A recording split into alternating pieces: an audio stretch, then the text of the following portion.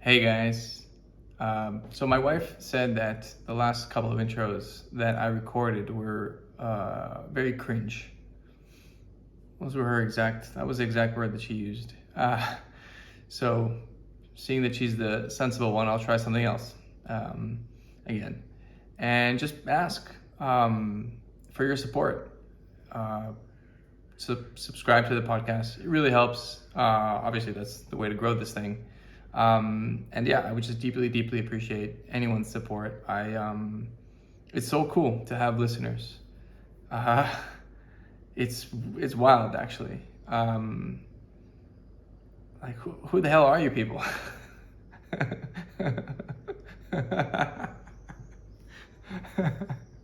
I'd be kind of cool to meet you one day. But anyway, for now, subscribe. Yeah, and that's it. Enjoy.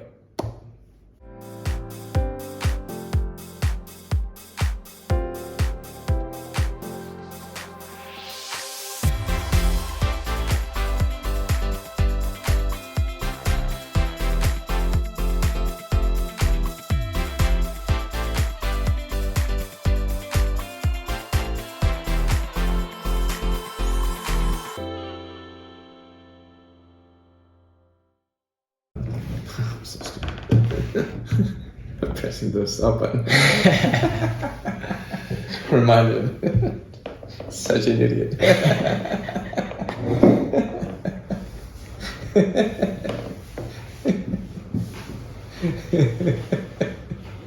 You know, I love those moments. Which moments? Oh, those moments where I do something so stupid. That's just so funny. Yeah. It's just lovely to be punched in the face sometimes with your own stupidity. Yeah.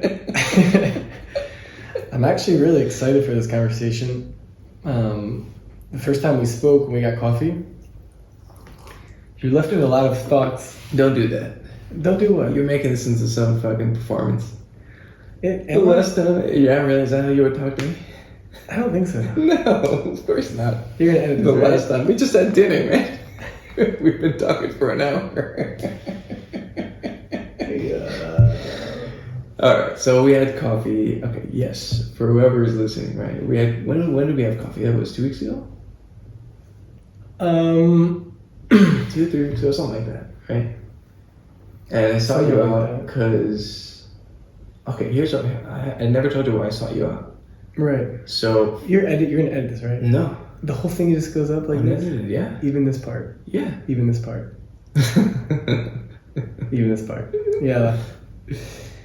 Was I saw you on Twitter? You were like assaulting. What's his name? He's a right-wing commentator. Assaulting. No, I'm joking, right? But you were super aggressive with your phone, taking that selfie video. I was saying- Shlomo Rifkin or Rifkin. Yeah. What's his name? Shlomo Rifkin from Marut Al-Baisa, Channel 14. Yeah. You're calling him like Netanyahu's I call him a shofar. What's a shofar? spokesperson. No, a shofar is someone that calls themselves a journalist, but actually is just passing on the messaging from a politician. So Netanyahu has a system, not just of bots on social media, and this you can do your own analysis of his followers and see for yourself. You don't think he's? I met the guy once. You don't think he's genuine? I mean, he's Netanyahu? no, Rifkin. I'll get to Rifkin. But about Netanyahu, it's not just these bots on social media, it is also journalists that no matter what happens, will not criticize Netanyahu and will just continue saying the message that he wants. The issue with this is that in the beginning especially, Yariv Levin, the justice minister, was going for a judicial overhaul, for removing the attorney generals from every single governmental ministry, an override clause of 61 members of Knesset, which means if 61 members of Knesset decide anything that they want, even things that infringe on minorities' rights, they could just, after the Supreme Court says this is illegal, with just 61 hands, could override that. So what's problematic is when you have people that understand what this government's doing, and any way they play along. And a lot of these journalists, I believe, and politicians within the Likud know that what Netanyahu is doing is wrong and not actively trying to stop it. So in that video, you don't know that though. Like you don't know what was going on behind the scenes. I see the journalistic work. I'm not talking about the journalists. I'm talking about like people in his party. Like there were some signs that there was some opposition to what was going on. Right. Maybe it was too late. I mean, you have to say, member of Knesset Bitan multiple times on multiple national TV programs. Yeah. We need to think again about this. We should stop. I mean, and his voice is crucial. There were a few, I think. Who else? Wasn't Edelstein? Edelstein also. I'm trying to think. Look, I'm not as into the details on this as you are, so school me if I'm way out of line here, but there weren't others? No, there were others. I mean, for sure. Just right, you know. Maybe there was the one. Gallant at multiple times. I mean, he got fired for it. Got fired for it. If it wasn't for him, right, what would have happened? Well, I have to say about Gallant, you know, ideologically we'll disagree on many things. Mm-hmm. I do think that Gallant has the good of the country on some level. He has a moral compass. It's there. He made a moral decision. The question is, will he make this decision again? Even after Netanyahu tries to propose that it's just the Judicial Selection Committee and this and that, will Gallant still be able to put the brakes on and say, enough is enough? What's a little, I would say even more than concerning about that is, Gallant is a military guy. Right. And if the military guy is saying, let's slam the brakes on this, I don't like where this is going, I mean, his mind must have been giving a civil war a real possibility. Like, why else is a guy like that there and making that kind of call? And that I have, like, on the one hand, a lot of trouble actually believing it. But then, you know, I'm not a general. Like I haven't seen what not that he's studied the Civil War before, but I don't know. So I don't know about the Civil War part. I can say this, that when thousands and thousands of reservists from the special forces and from tanks, right, and from pilots and paratroopers, and when they all sign letters saying, if the judicial overhaul passes, we will not come to reserve duty, that is a point where it's going to cause the defense minister to go to the prime minister and say, just so you know, this percentage of reservists have said they're not going to come to the judicial overhaul passes. This is my obligation to tell you this. And because he told Netanyahu that information and just warned, that's what he got fired for. He didn't even say stop the judicial overhaul. He came to Netanyahu and presented information. He warned of what could happen. And that's what he got fired for even speaking up. That's already dictatorship from within the party. If that's how things are handled there, not through discussion, but by power. I'm firing you. Yeah. Instead of discussion. Yeah. That's kochani. Yeah, that part's problematic. Yeah, for sure. But look, at least he didn't have him killed. You know, the dictators that he's not a dictator yet. That we've studied. Listen, he's trying to. I really wish, in a weird way, like Trump, but I really wish he would just step aside. Like, there's too much baggage. You know, and as someone that voted for him, by the way, last time, and you know, I deeply respect that guy's skill and achievements because they're real. Listen, damn, it's too much, man. This is something, right? Like, things in life are not black and white. Things are complicated. For some reason, some people also will say Netanyahu is all bad. Right. That's not a thing, right? Like, so he brought the Abraham Accords. Credit. He advanced peace. As a minister of finance in 2003, opened up the Israeli economy, brought investment. Yeah. As a UN ambassador, he did a terrific, right? Yeah. But power corrupts. And that's why I think that we need to put certain systems set up with the understanding that power does in fact corrupt. So here's a maybe a right winger would counter with something like, well, maybe the stuff that the baggage is all made up anyway, like, or it's being overblown, or it's not real, or what even Netanyahu says, right? This is just some plot because I'm just so much better than the rest of them that the only way they can beat me is by throwing shit on my name, right? Yeah, it doesn't really. It's a terrific spin. It's like Netanyahu is a spin master. No, but you can see. Hold on a second. You can see from the beginning in the way he forms his speeches. He will disregard reality as it happened, and he will in fact just lie, and lie and lie and lie. And there's so many examples of when this happened, right? Like, I mean, only a couple of years ago, Netanyahu was explaining why the judiciary needs to stay independent. And he said in his past, find me one democracy where there is not independent, like, find a place where there's an independent judiciary and show me that's not democracy. That's how democracy works. Balance of power. Mm-hmm. Separation of power. And now he's been in power for a very long time. I don't think someone can really be in power that long. It's very hard to be in power that long and not be corrupted. Plato, Aristotle speak about the fact that power, like, this is not a new discovery. Mm-hmm.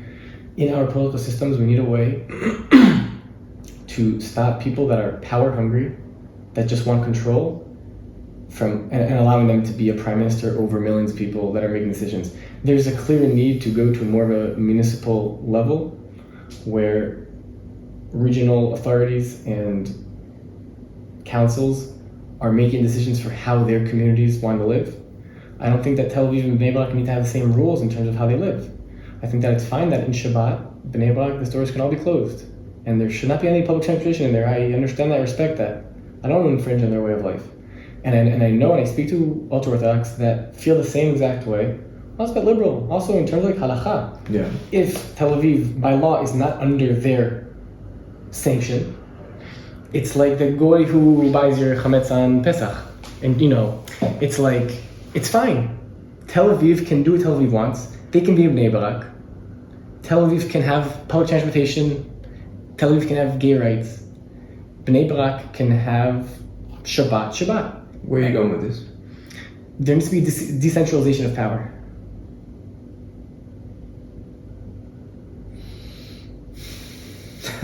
Seriously. I know. It's just, to what level? I think that just like other systems, there is a system of check-in. I think there should be research done. And it is done. I believe that in Israel, it could be... Here's the problem, I think, as I see it, okay?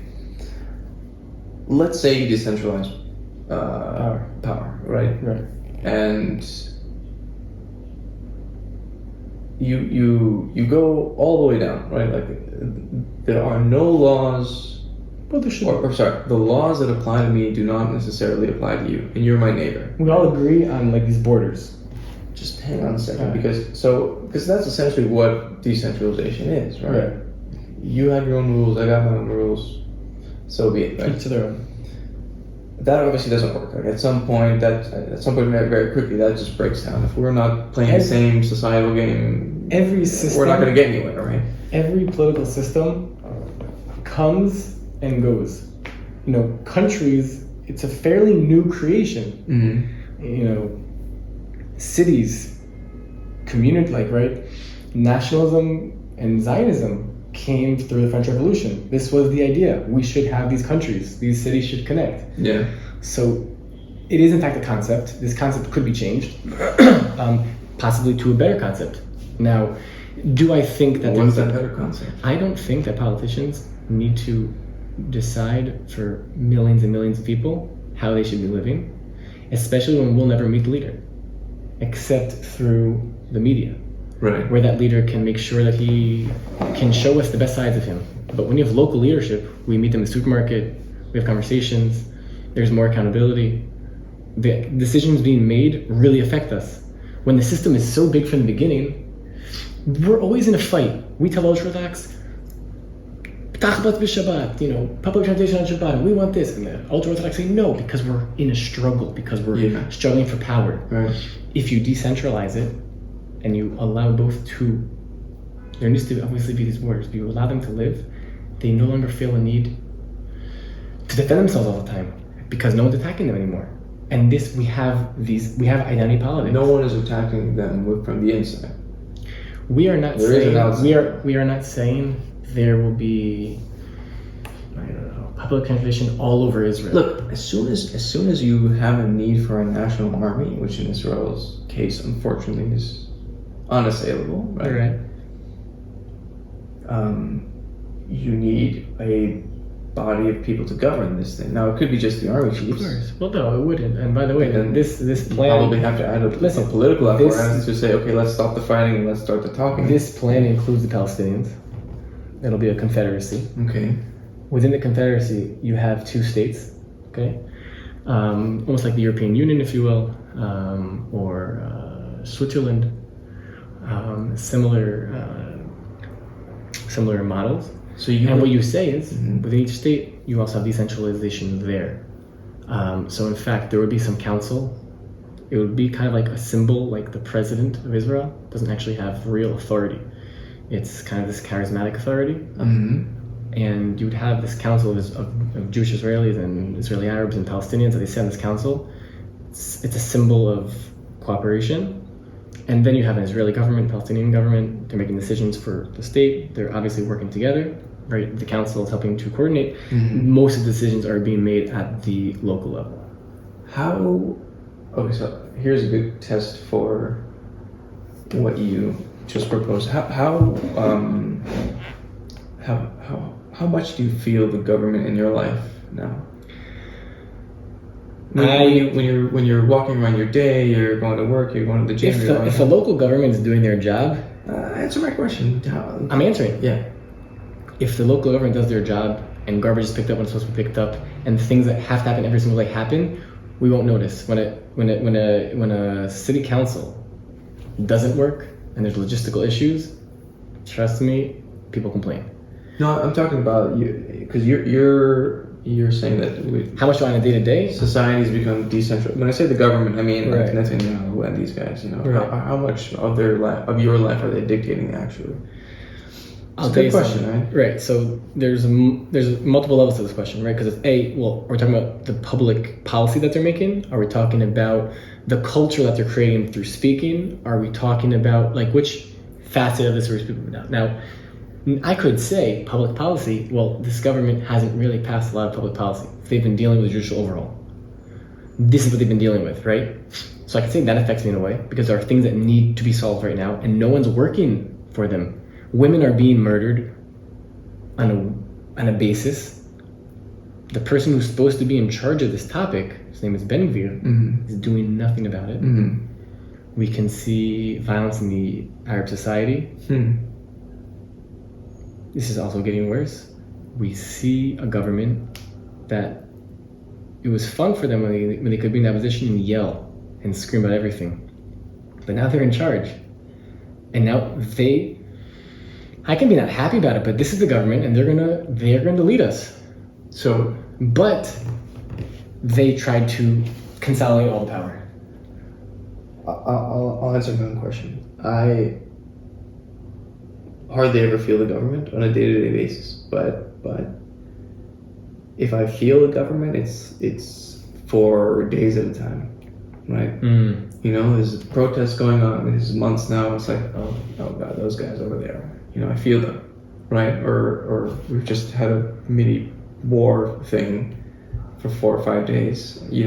I've felt their decisions. They very much impacted my life. So when I feel the government, I feel it, right? And but yeah, I mean, just most normal days are just normal days. Like, it's not so different than the day you would feel in America. So it's kind of encouraging. I don't know. Oh man, am I wrong? I kind of lost you. So you lost me. So, look, for example, in this last week when there was this war, right? And this is like, it sounds ridiculous because on the other side, there are buildings being leveled and, whole families being destroyed, right? So, but, it was like, we don't have a bomb shelter in the house. And we have to think like, okay, do we want to wake up the kids in the middle of the night? Because obviously there's going to be some rockets, being fired in our direction by complete strangers that I have no real gripe with. I don't know these people at all. I'm sure they're actually wonderful people. I'm quite sure of that, And so we have to decide, like, well, are we going to stay here? My wife's parents-in-law, like, they're in town, so should we stay with them instead? Because the kids sleep in the fortified room in the apartment, right? And what happens if actually that day my kids were in a bomb, like my eldest was in a bomb shelter at school, and the teacher had to explain to him what was going on. Like, these are, not, it's not a huge deal, right? But they're not pleasant experiences. And everyone feels that here. Everyone is dealing with this on some level. Some people, it's the first time that they've ever been through something like this. It's the 30th time, and they're thinking, okay, my gosh, is this really where I want to raise my children? Tough question. Yeah, very tough, right? So on those days, I feel it is like a weight on my existence when they make these decisions,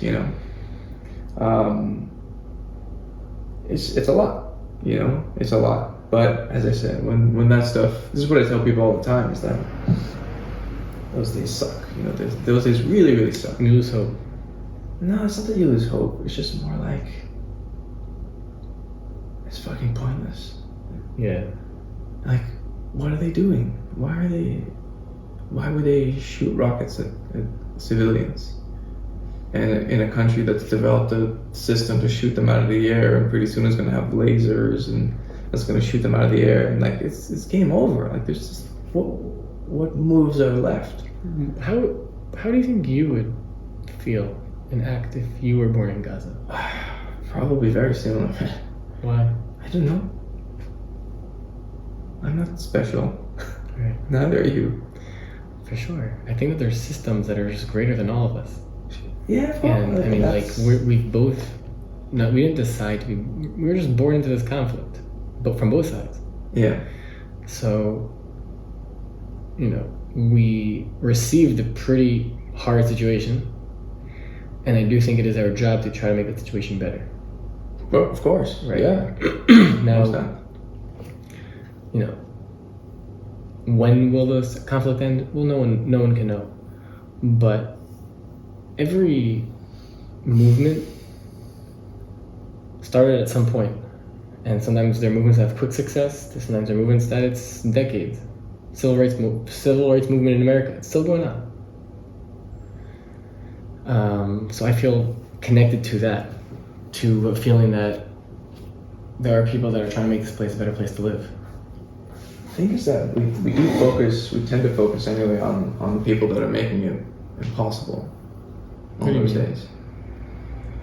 This place, for good reason, I'm not trying to sugarcoat anything, right? For good reason, this place is basically known for an occupation and falafel. But that's like 10th on the list, right? And whatever you want to call Gaza, right? Everyone calls it an open air prison, right? If you think of Israel, it's like that's what you think. You think of the conflict, right? Occupation. But like there's so much more to both people. Right, and also I think that's something that people forget. People know that their society has conflicts and there's tensions, but there's a tendency when people look at another society to think everyone thinks the same thing. So many Israelis will look at the Palestinians and say, well, they're all, for violence, they're all for terror.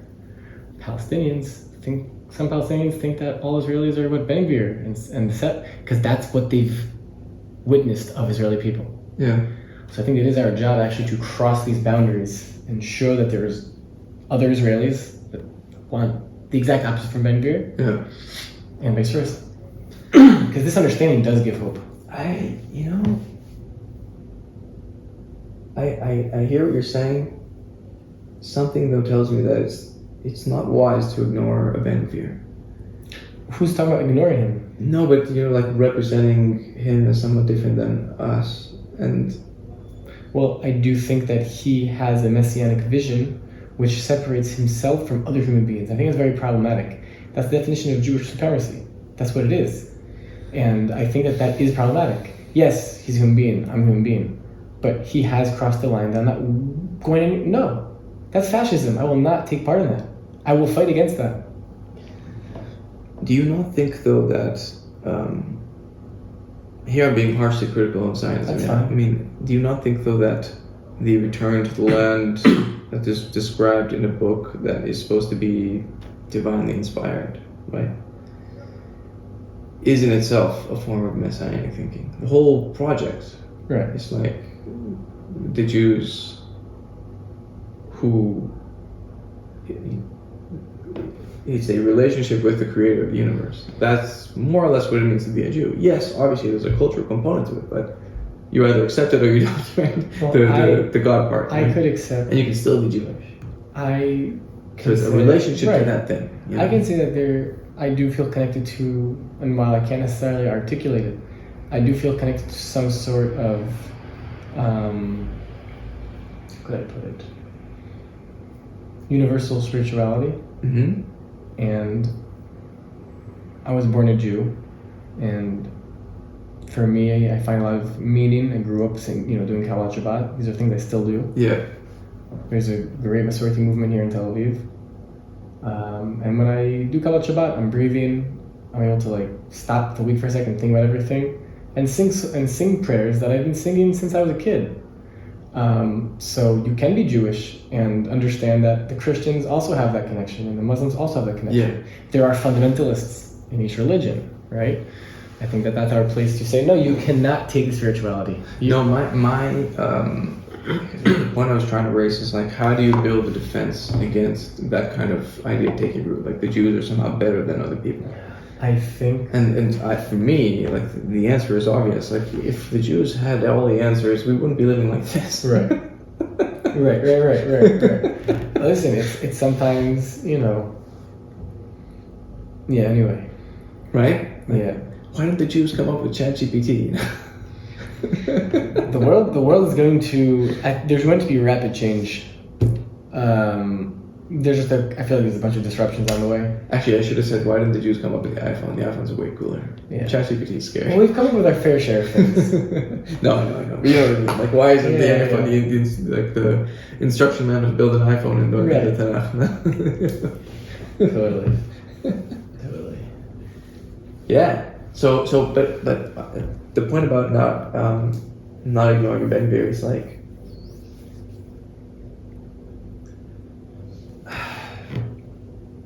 he can't be ignored, and I'll tell you why. I was in Hebron. Because that's to ignore the religious nuance on the other side as well. And you can't do that. And there's also a population. There's a population we need to understand. Yeah. Their perspective. They view Ben Gvir. It's important to understand this as a future prime minister. Sure. I was an officer in Golani for 5 months in Hebron on a base called Mitkanim. It's a base that's like a 3-4 minute walk from the Cave of the Patriarchs. A very country, Abraham's buried there. For Muslim and for Jews, it's very, very holy. Yeah. You had an event in 1994, I think it was. Baruch Goldstein a Jewish settler from Kiryat Arba, a doctor, entered the patriarchs, murdered 29 Palestinians, and injured 100 more. That's a terrorist attack. That's the definition of a terrorist attack. But there are those that will say Jews can't do terror. Right. Right. Terror is not it doesn't discriminate. Right, it does not discriminate. It does not discriminate. You kill civilians for no... It's terrorism. Terrorism. So, yeah. So, and listen, people that admire people like this are currently ministers in the Israeli government. And that's a fact. A lot of us are not, we don't feel comfortable with it. Yeah. Ben-Gvir, in his living room for 20 years almost, a picture of Baruch Goldstein, a hero. Yitzhak Rabin, there's a video of Ben-Gvir who took a piece off of Rabin's car, showed it to the camera, and said, we got to, I forget exactly what the symbol was, but we got to the symbol, we can get to Rabin. And he's in charge of our security. So what do we do about this? Yeah. We protest. Especially when they're trying to overhaul the entire judiciary so that no one can stop them. That's fucking scary. Sorry for cursing, but... No. Is it okay to curse on this podcast? It's very okay. Alright, it's good to know. Well, so one rule I insist on having is it's just talk like a normal person. I am. No, I know you are. You're great. Yeah. Really great. But yeah, we're having a conversation. you know, it's this is what I love about Joe Rogan, man. I fucking love that guy. He's just a normal Well, dude. I'll tell you the difference. It's like on a podcast. I mean, he's not. No, for sure. But during this podcast, we're having a conversation. When someone is getting interviewed for the TV, you need to have sound bites. And it's a different, right? Like, that's actually why it's interesting in podcasts. It's just this really long conversation. Yeah. We can really get into the depth. And on one hand, that's actually very exciting. On the other hand, it's like, whoa, like this could go so many places. Yeah. There's a bit of wonder about it. Yeah. Yeah. Well, you have to be. I wonder if you have to be just sort of geared for the ride, as a listener. Well, I think like I don't listen to all of the Rogan stuff. It's just way too much. Right. Joe, man, you're having way but too much. There is someone listening right now. There is someone currently hearing this part. Oh, dude, I have listened to his conversation with Dave Chappelle 5 times. Yeah, some really good conversations. And it's just it's art, man. It's great. It's like it's it's music between those guys, you know, and like it's just wisdom, funny joke, that. Yeah. It's like, oh my god. Yeah. So good. Yeah, totally. For 3 straight hours. That's nuts. He's a genius. That's nuts. He's incredible. Yeah. He's so good. You know, and like I think he has the most listened to podcast in the world. I mean, for good reason. Yeah. He's so good. It's also something very alternate about it. I think that he's doing something that just people aren't. In-depth, long conversations. Well, it's a thing, though. No, but it's a thing. But in terms of the amount of the range of topics that he has, Sure. and the fact that he is not right. I say, what is Joe Rogan's podcast about? About life, about everything. He just says it's all driven by whatever interests him. Yeah, and that's awesome. By the way, and it works. And it works. Well, he's also just interested in all the things that so many, apparently millions of people are interested in. Right. I like comedy. Yeah. You know, I like sports. I don't mind into the fighting thing, but like when he talks about fighting, It's interesting. so cool. It's a you know, MMA stuff like that. It's not something I would. Well, on one hand, I connect to it because I did a lot of Krav Maga in the army. Mm-hmm. On the other hand, I'm kind of, you know, I don't want to take part in that anymore. But it's still interesting to hear their perspectives. Like the idea of 2 people just fighting for no reason other than entertainment and like, to me, that's crazy. Yeah. It's like, if you don't need to fight, why fight? Yeah. Yeah. I mean, that goes basically to the core of manhood. Like, Yeah. no wonder it's so fascinating, you know? I mean, they're gladiators. They're just modern day gladiators. But they train themselves Like crazy. And so do the put gladiators. themselves into states that, Yes. what is that? Yes, You know? it's crazy. And there's a lot of respect for that aspect of the fact of how far they're willing to push themselves.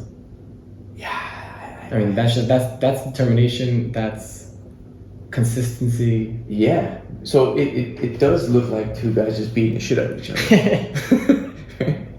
But no, but there's so much training involved, you know? Yeah. Like they're artistic hammer blows to the head, you know? Right. And like arm bars and all this. Like I don't know any of these things. Also, there was one part that I heard that they were talking about like the strategy of it Sure. and anticipating, and I was blown away for that part. Like, you know, I think every topic can go so deep. Right, and also imagine like you also probably want to psych out the person who wants to beat the fuck out of you. So somehow gain an end, you know, like That's nuts. You know, I mean, in Muhammad Ali, okay, you know the story of him and George Foreman. Yeah, where he was kept defending. He rope-a-doped him. Yeah. Right, and he knew somehow he like talked so much shit in the lead up to the fight, just pumping this guy George Foreman with crazy ass ideas. Right?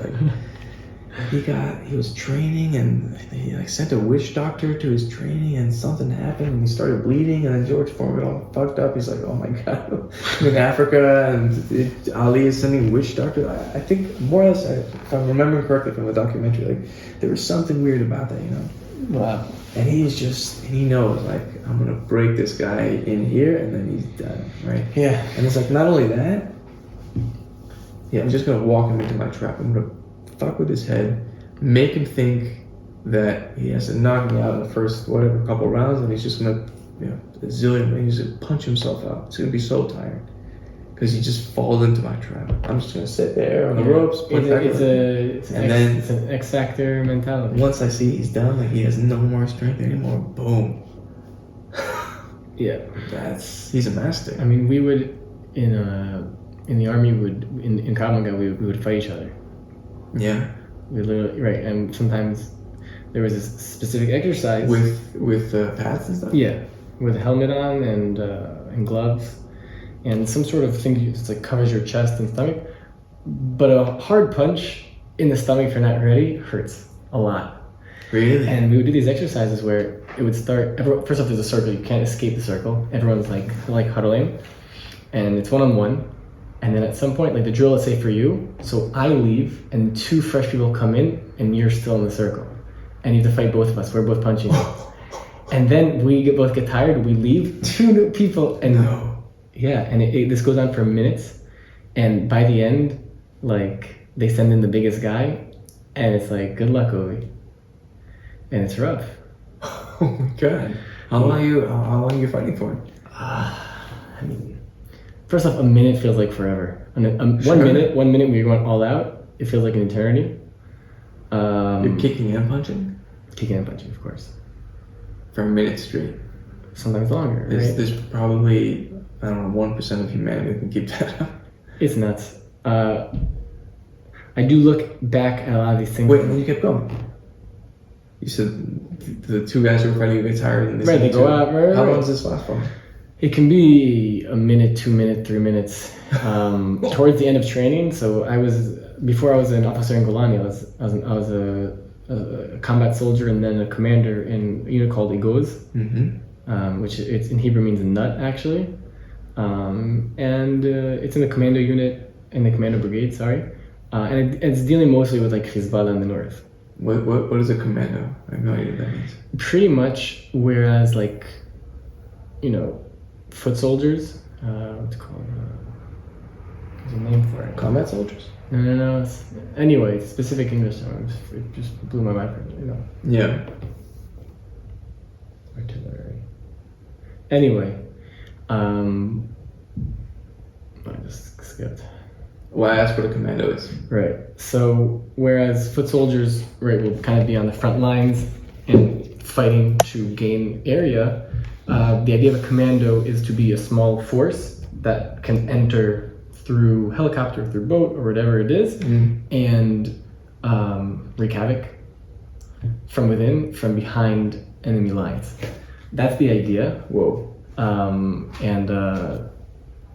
So this is where we had a lot of preparation for like long navigations. So at the end of this year, almost year and a half training, year and 4 months, we had what's called Misakem Krav Maga. It's like the concluding,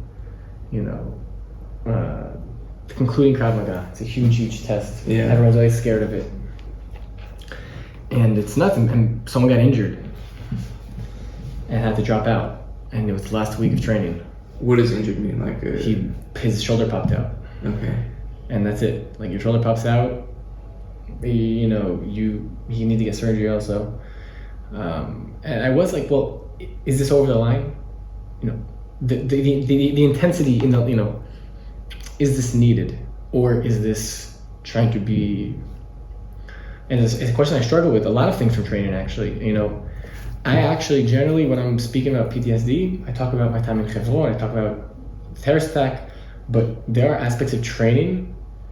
You know, they used to wake us up with stun grenades or shooting shooting blinks outside the tent in the middle of the night for Krav Maga to crawl on thorns, and you need to be outside like in a minute, 2 minutes. It was nuts. Oh, stun grenades that make like a huge noise. Oh my god. That's generally when you wake up? Generally blinks from a gun. Sounds just like the shooting of a gun. And a lot of people from my tzevit, from my team, after the army, had issues with alarm clocks. Because Wow. you know, I was in America after I got out of the army. I moved to America, and I didn't move to America. I went for 4 months to visit. Yeah. But I was there for a long time. And during those 4 months, I mean... I did something that left too. He's snoring. No, it's something else. I think it's first, I don't know.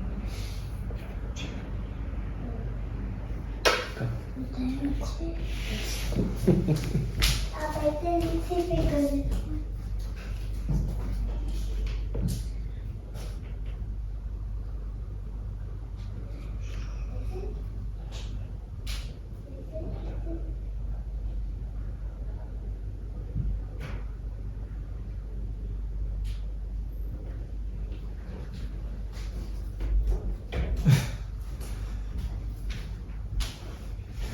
So cute. Yeah. He slept too much today. He slept 15 hours at night, and then he had a 2-hour nap. And he's just not tired. Earlier when he came out and he said, like, Abba, when does Keep That Bed start? I was just like, wow. Like, life used to be so simple.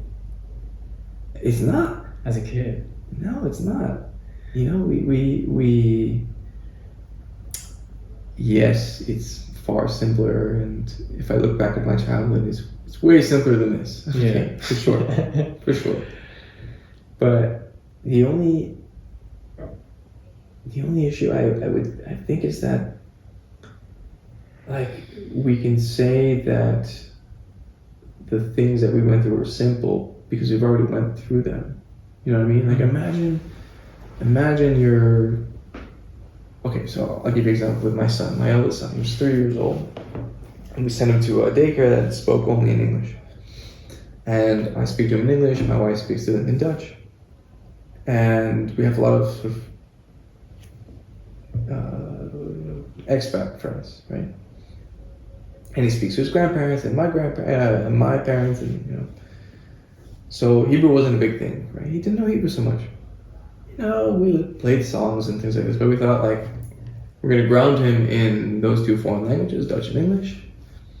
And so he can, first and foremost, seriously, so he can be in touch with his family abroad, because, you know, cousins, grandparents, these are special people, you know, and you want to have a relationship with them. So super important that that they learn those languages, and then, you know, he'll learn Hebrew in school, and he'll be Israeli, and his, you know, Hebrew will be his best language, and so on. No big deal. So we take him, because he has to, he's at a certain age where he has to go up to a new daycare, and he walks into a room full of new faces that he's never seen before, and doesn't understand a word of what's going on. Like, you feel rather vulnerable because they're saying things, and there's someone saying something to you, and you have no idea what the hell they're saying, right? and he would just cry, and like the first week he would vomit when he would get to school. Like the poor guy, was really afraid, I think, or really stressed. Wow. And he's like, he just came from a very comfortable environment, right? Like he knew his routine, he knew what was being said to him. He would come home, fine. But then it got like, my wife and I, we both hated taking him to daycare because it was always so painful to watch him go in there and cry, and like you just knew he wasn't having a good time. But of course, he learned the language. He made friends. He did that. Yeah, exactly. He's fine. He's totally fine, right? But going through it, and it's hard, as a parent, because it's like, just get through it, man. Yeah. There's more shit than this. Way more, But it's going through it for the first time is tough, That is interesting. Like, I'm not a dad, but I know. but I wonder. I mean, it's kind of like you're going through childhood again. Absolutely. It sounds like it. Absolutely.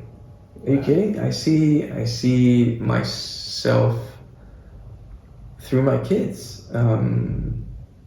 That's the whole point of parenting, is that you can track them through their stage in life. And we went through similar things, and some things are completely different, not completely, but different, And you just try to pass on the tips that will get him through those periods as best as possible. That's it. That's the job. Yeah. That's the fucking job. Yeah. You want to raise kids that you want to be like best friends with, right? Yeah. But prepare them for fucking life. Don't be a lazy asshole, right? Treat people nicely. Say hello to someone at the door. Like, you gotta be kind of annoying about these things. Like, say hello and say goodbye, you motherfucker. You're teaching them how to be a person. Yeah, but it can be. I struggled in the beginning with having that role of authority. To go from regular guy to father is, on the one hand, it feels completely normal, or for me anyway, because I just love kids, right? But it's also bizarre, because then all of a sudden you're responsible for someone's life. Right. So, and of course the question is, well, how do you do that, right? And there's no one answer. There's no. Clearly, there are some really bad things that you shouldn't do, right? But what you should do, right? And that's just a. There are some certain basic things that you definitely should do, but then afterwards, I don't know, right? Are you supposed to be a soldier? Are you supposed to be a farmer? Are you supposed to be whatever, right? Do you value money more? Do you value money How less? did you decide to take the path you took? What do you mean? To work in the media, to what do you think drew you to that? I landed at my accident. I didn't. In what? How so?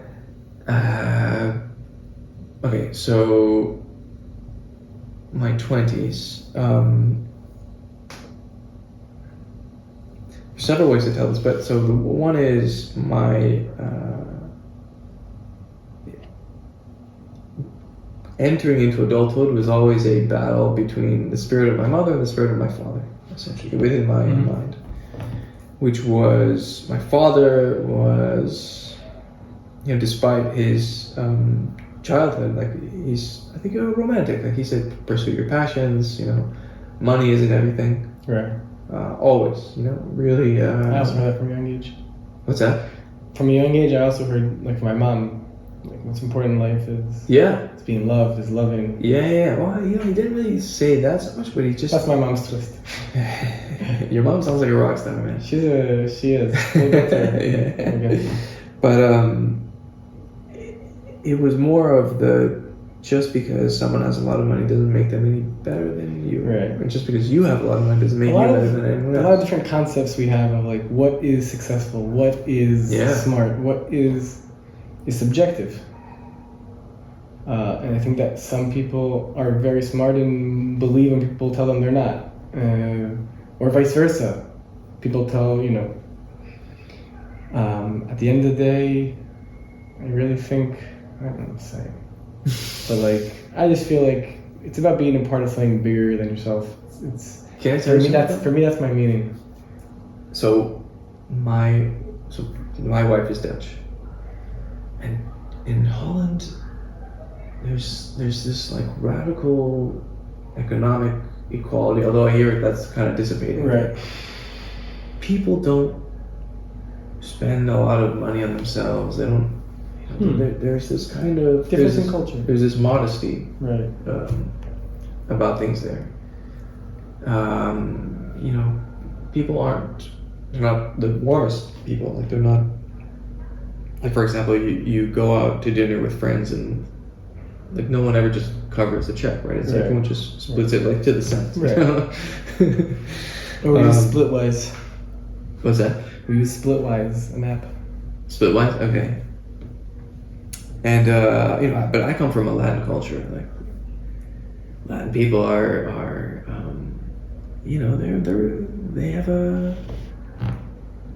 they tend to go big, Right. And it's not even about spending a lot of money. That's really not it. It's like the quantity, You come to a Latin person's house and there's just so much food and it's all delicious and it's just a lovely warm atmosphere. Like you're super welcome in my house. Let's fucking pig out. And there's different ways to do it, right? Like some people will invite you to their house for a lot of food over a 4-hour period or a 5-hour period. Like I never really experienced that growing up. Although I do have to say that my parents were friends with other Latin couples and they would bring us to their houses and they would stay every time we went to someone's house or they came to our house for a Shabbat dinner. It ended at 3 in the morning. How awesome is Shabbat dinner? 3 in the morning, man. It's nuts. I remember just fighting the sleepy eyes. Just oh my god, my parents are still talking. That's actually something that I really miss. Like, Really? so I've been in Israel for 9 years now. Sometimes people ask me, like, what do you really miss about New Jersey? What do you really... Yeah. Shabbat dinners with my family. Because it's an event. Hmm. And my mom has the best matzo ball soup in the world. Seriously. it's my ranking. And on your tombstone, my mom is the best matzo ball. actually, I can put that on Twitter. My mom makes the best matzo ball soup. With the hate mail you're gonna get. My way. And we have a thing called the best part of the week. Yeah. We each go around as we're eating. Wow. The person shares every Friday night the best part of the week, Mm-hmm. and it's a celebration. It's a family celebration. Yeah. I'm just trying to think about that. It puts you in the mood of what exactly? Like you're just looking back and you're saying You look at your weekend like, what do I want to share with my family? the most amazing part of your week. Huh? Yeah. Oh, and by the way, there's like my mom's like very open, and it doesn't need to be the best part. It can be a very good part of your week. She says things like that. She's the best. We said that we would speak about her, and now we're speaking about her. So wait. I know my mom is still listening to this point. I swear to God, because she is like, from the beginning, she believes in me, and it's like the belief that a mom has. You know what I mean? Okay. And for me, like actually, on very hard moments. Listen, like this protest has been going on for 19 weeks. Yeah. That's not easy at all. It's How so? exhausting. It's tiring. It's filled with doubt and anxieties and fear for what might happen in the country if we don't succeed. Do you think that your level of anxiety is any higher than the rest of us? And if so, I don't know. I think it's very like experience based. man, the guy. This was when I spoke to Tomer, who's that neuroscientist I told you about. It was right around that time, and he was having trouble sleeping. Yeah, so I'm not talking out of turn. Like this was on a podcast. yeah, of course. And I remember also having just lots of meetings around that time, and people were really, really worried. Yeah, so I also feel like a lot of responsibility. Mm-hmm. Because I can get exhausted as one can get, Yeah. but I feel a responsibility to help show what's happening here. Sometimes there's a conflict between feeling responsibility and the fact that I'm with my tongue out like after a marathon. And it just continues and continues and continues. So my mom has been someone that's really pushed me along. How so? Give me a story. She gets it. Give me a specific. She just gets it. She gets the emotions, you know, like March 26th when Gallup was fired and the spontaneous protest. It's one of the best moments of my life in terms of the experience. What do you mean? It was such a powerful experience. There was spirit there. I mean, within 30 minutes, a spontaneous protest, hundreds of thousands of people to get. These are these rare moments when you're living in history and you're like, we're in history.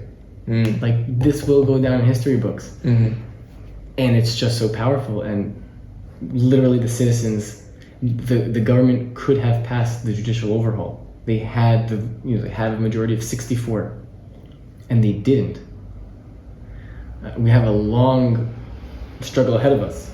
You know, some people are right now saying, "Oh, we succeeded." No, this is far from over. I mean, we can look at Poland and Hungary as an example. There's a first cycle, and there's a second round, and a third round. We need to be like Muhammad Ali. And then, you don't think the guy on the other side of this, whoever that is, right? I don't want to say anything I don't know. Okay. That's the force that's leading the judicial overhaul, or the forces. I mean the spirit behind it. Okay. Right? Is it really about one guy saving his own ass? Are there other people there that are genuinely believe that this is actually good? You know, whatever the mix is. Yeah, I don't want to, because I just don't know. I really don't know. Okay. Like, something stinks, but I also do want to give the benefit of that. You know, look, man, people, as we talked about before, they just, you know, I think people are good. I just think people are good. You know, I don't think that. Yes, there are evil people. Yeah, yes, I get that. Okay, but take like SBF for example, right? You know, is he a terrible person? He did a terrible thing, apparently, right? I think he lied. He made up all these stories, and it was just taking investors' money and funding it to the side. Whatever, Ponzi scheme, right? Burned through billions of dollars. Horrible. Okay, let's just be totally clear about that. So, like, imagine you go through this one life you have, and that's what you did at the age of 30. Like, that's tough to come back from, right? It's tough to come back from only if you have a conscience. If you have no conscience, you don't give a fuck. Like, you're a real psychopath. I think psychopaths have caused a lot of our issues. Hang on a second. So now, there was this one, like, you know, right when all this was happening, there was all this stuff on Twitter you could see, you know, clips of him being interviewed and lying and this and that. And there was one interview, I think he was on CNBC or MSNBC, I can't remember exactly where it was. And he could not stop shaking his leg, and he was fiddling. Like, you could tell there was something He was rattled. really, really wrong going on. No, this was during the good days. Oh, okay. But during the good days, right? Little did any of us know that he had this massive fraud going on, tormenting his soul. Clearly, because he's just, you know, shaking on live TV. Like, you know, something is deeply not right with someone who looks like that. You know? Well, like he was literally one more move away from doing this. Right? So he must have a conscience, right? And it was tearing him alive. Well, what we see, I mean, you ask, like, what the government, what are they seeking to do? I do think this is about control.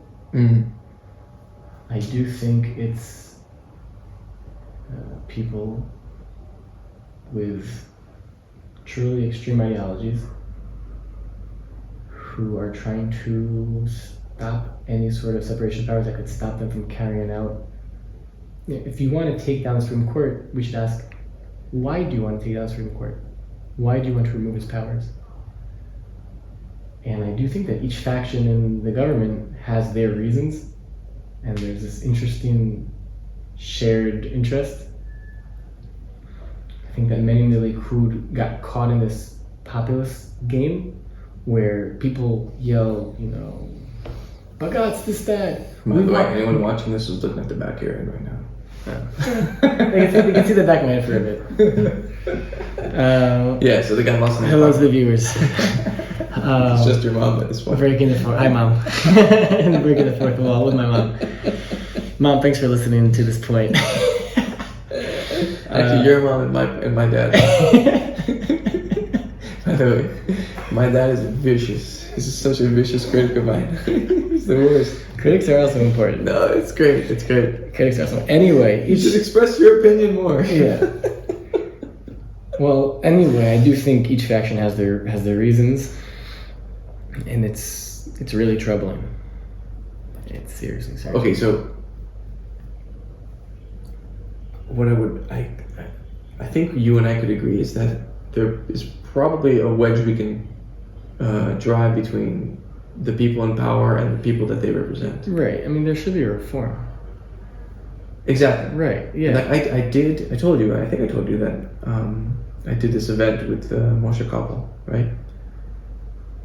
Did I tell you this? No. Anyway, so Moshe Koppel is the head of Kohelet. Kohelet, who's been, for those that don't know, maybe. Yeah, go ahead. You explain it. You know better than Kohelet is a think tank with a lot of resources, knowledge, and money, and they have effectively cooperated with many, many members of Knesset to advance policy. So a lot of the judicial overhaul policy was written by Kohelet researchers, who, by the way, then came out and said, this needs to be stopped. Right. Okay. So I did an event with him before Gallant got fired. Mm-hmm.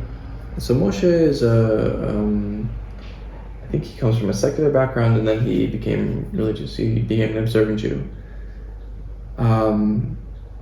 And he went on. It was a it was a free event for expats to ask questions to the guy who wrote this stuff.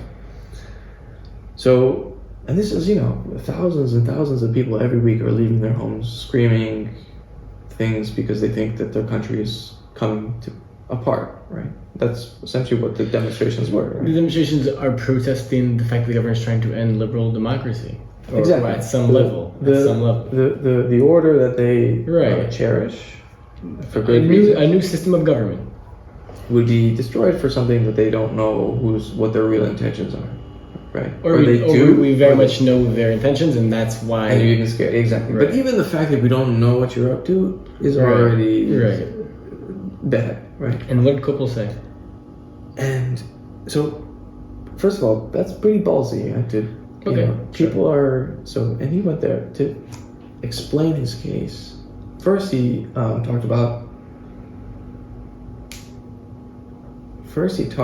the history. So why does the court need to be reformed?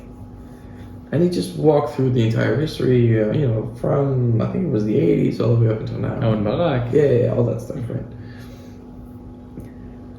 And then he went one by one to talk about the steps to fix all this, and so all the things that were in the proposal. And then he got to the last one with the supermajority, right? And he said, dumb idea.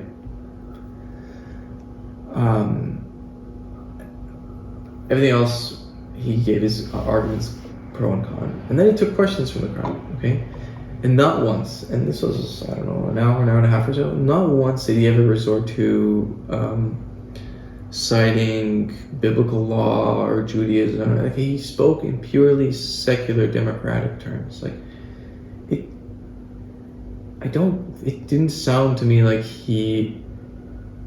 why go through all this trouble to argue in secular democratic terms if you don't care about it from that point of view, right? Mm-hmm. So that's why what happened exactly? What happened from his brain, which all sounded rather reasonable, right? He didn't want an overhaul of the system, he wanted some fixes, it sounded like, It's a delicate area of governance, for sure. But to make it a bit, they also went a little bit too far, right? And he wanted to correct it a little bit. And by the way, it wasn't just the override clause, but one of the really scary things was that they wanted to have the attorney generals of the government ministries be appointed by the minister. And this would be disastrous for Israel's environment because there are certain laws that have been passed, certain environmental regulations, laws having to do also with ethics and other topics, that there needs to be an independent attorney general to say, this is illegal. And they wanted to have ministers be able to pretty much appoint whoever they wanted. It could be their friend, it could be their brother, right? And will your, or someone that is and if you are appointing your own attorney general, in terms of human psychology and dynamics, the minister could appoint someone that's going to let him do whatever he wants. Yeah. And we don't want that. We understand what humans are capable of from both sides. This is not just a right-wing issue, by the way, right? If there was a left-wing government trying to also do the same thing and remove the Supreme Court's powers, no. Right. And Netanyahu in the beginning tried to make it a left-right-wing issue, and it just didn't work. Right. And, it just didn't work. There are Likud people that have voted Likud their whole life that are protesting. Not just that they, are now voting for against, which is for sure. Yeah. They're at the protests. No, the reforms are not popular. They're not. Right. And you can see now, the government needed to take care of a lot of issues. And they just didn't take care of them. And that's, you can see the polls, and even polls that Channel 14 made. The government is not popular. Yeah. So, the real question is, where is the government headed now? Because that will have a direct impact on the protests. Right. How long do you think the protests will continue? The protests will continue and will not allow this legislation to be passed. So it depends on the government, but we will not stop protesting until we know that this legislation is completely dead. How do they stay afloat? How do they have so many people organizing and stuff? Like, how do you sustain that kind of organization? The people understand what's at stake. Yeah, okay, for sure. But that's your job is all consuming, right? Like it's just Well, listen. I have an assignment that I was supposed to also hand it. There's an assignment I have to do. I don't have time. Okay, there's assignments in university. I made that clear. Okay. That I haven't handed in yet, and it's past the date because it's all consuming, and I'm doing this volunteer. As a volunteer. As a volunteer, yeah. Wow. Because someone needs to do this. You, right, as a volunteer student, are also thinking, Jesus, like this is taking over my life. Yeah. So how you have to have people who are finding the balances full time, like right. It's not easy. But it is about finding balances. That's what I've learned. That ask for help.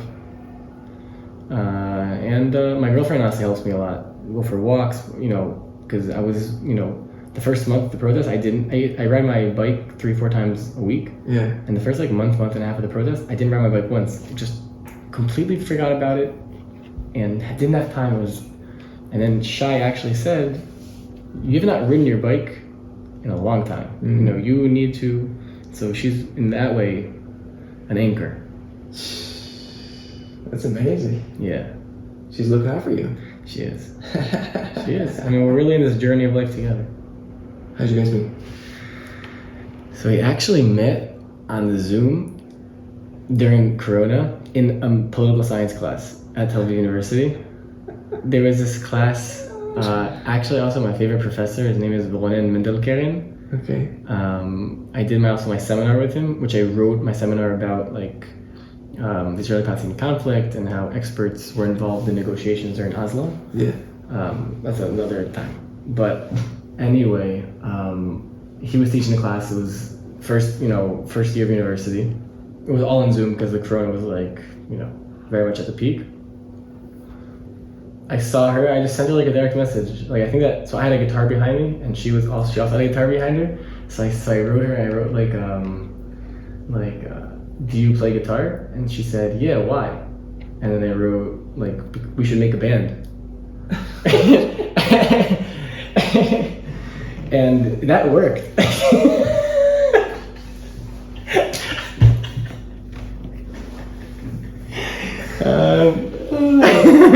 The next day we went out, and the rest is history. I don't know who comes off worse in this story. You or you want to hear mine? Yeah. Mine's even worse. What is it? Okay, so we met in real life. Like in the physical world? Yeah. Wow. In the People used to meet each other like actually. Like, was that an app? Was that an old joke? I don't know. I think it was. Is it? It's like a dad joke. By the way, I love it. I love the old jokes. Bring them on. Keep going. I don't care. I'm so old. How old are you? I've never used Snapchat. I don't think it's Snapchat, to be honest. Okay, I barely know how to use Instagram. Like I'm getting to the point where now I have to ask people who are like 2 years younger than me. Hey man, Like that. how do you post? Is he? I'm that close. I'm that close. I had a conversation with my oldest brother. He asked me some question, technological. Yeah. And like from my response, he was like, "Was I just like a boomer?" I was like, Yeah. "You're not young." No, I mean at the rate that technology changes, we're not young at all. Right. I'm certainly not young. Right. You know, Yeah. it's hard to stay on top of everything. It's crazy. Yeah. I mean, think about kids these days. We're born into a world where there's always computers. Yeah. You know, technologies that. Worse. I mean, they're born in a world where everyone has a phone. Right. Right. Like everywhere you go, if you're just walking on the street, someone's staring at the screen. I was sitting with my girlfriend Shai on their balcony, and she was like, "Look outside. We're like on the 3rd floor. Yeah. Everyone's walking like this." And it was like, whoa. Yeah. It's like I felt like it was like an episode of Black Mirror, but it's like real life. Yeah. Scary. That's and we tend to imagine scary futures, but you know, there are moments of the present that's like, whoa. Yeah, That's for sure. that's kind of wild. Also, technology is beautiful. Like right now, there's a phone videotaping us, and people will hear this later. Like, how cool is that? Like I said, why didn't the Jews come up with the app? It's amazing. It's amazing. Yeah. It really It's is. absolutely incredible. The fact that I can shoot this with my phone, you know, get my laptop that's, you know, connected to some wireless, I don't know, how does the internet work? I have no idea. But I'm just connected to some crazy network of We just all go along with it. billions of people, upload this thing to YouTube, and Yeah. I don't know who's watching this. Like that, I've had videos where,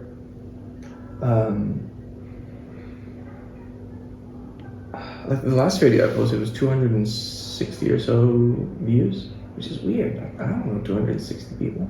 By the way, that's a lot of people. Like, if you think about the way people used to, let me explain to you why. Think about the way people used to discuss politics. And when I'm saying back in the day, I mean before electricity. Right. Someone would stand on a stump Right. and would say what they think. Right. There'd be 40, 50 people around. Stand on a stump speaking to 40, 50 people, that's a lot of people. Yeah. It's like also like in terms of like my social media activity, I always understand like one person to like what people, you know, certain level of respect for that. Yeah. People sometimes get caught away with numbers, and that's not the point. The point is like speaking your truth, saying, you know, the sharing of ideas, and almost like everything else is extra. So, okay, so I come obviously from the world of media, and the way that they present what happens in the world is conflict-driven, maybe not even conflict, but certainly driven by competition. And of course, the higher the stakes, the more interesting the competition, right? Right. Not every competitive interaction in the world gets reported. Right. Only the stuff that really matters Right. To society. to. But it's that, you know, it's someone wins and someone loses, right? And that's one way of doing it, right? And that generates a lot of attention because I guess it's important to know who's winning and who's losing in the biggest competitive fields. Yeah, but it does sort of put a focus and put a lens on what happens at the top levels and not necessarily with the rest of us, you know? Like is all that matters leaders and, you know, executives and sports players and artists and things like this? Well, if we like look at how change happens, I think that history can sometimes make it seem like there was a leader who caused this change, but there's so many variables within that, so many conversations, so many different positions and different jobs that maybe we won't hear about it, but it was very apparent. And I can see that like right now in the protest movement, there are people that are serious, pushing things forwards, and they actually have no interest in people hearing about that. It's such a, like, yes, there are people that are working for something above themselves, and even in this world where it seems like everyone has their own interest, there are people that live differently than that. And it's amazing to see. It's amazing to be around. And that's actually also like within the different protest movements, and there's a common understanding that we're all for this one goal. That's what keeps it all together. Yeah. That's right. That's beautiful. And people find, with their abilities, they find ways to not just go to the street and protest, but to find other ways that they can contribute.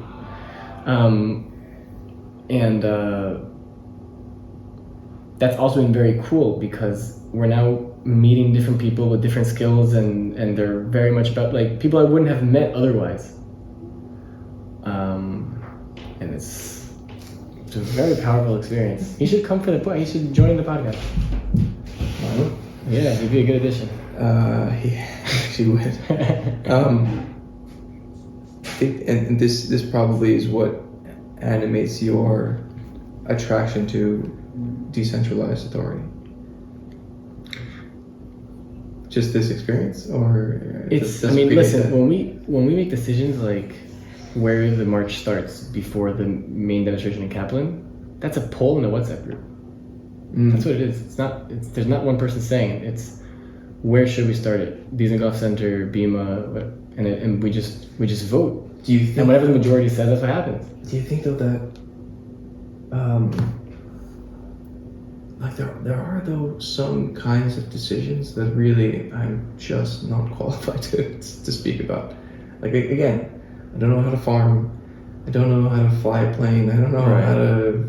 I don't know the internet. I have no idea how electricity works. Right. How does water come to your sink? You just move the thing and give a cup of water. Right.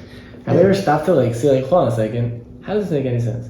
What is the engineering behind it? The amount of things I just have no idea how they work.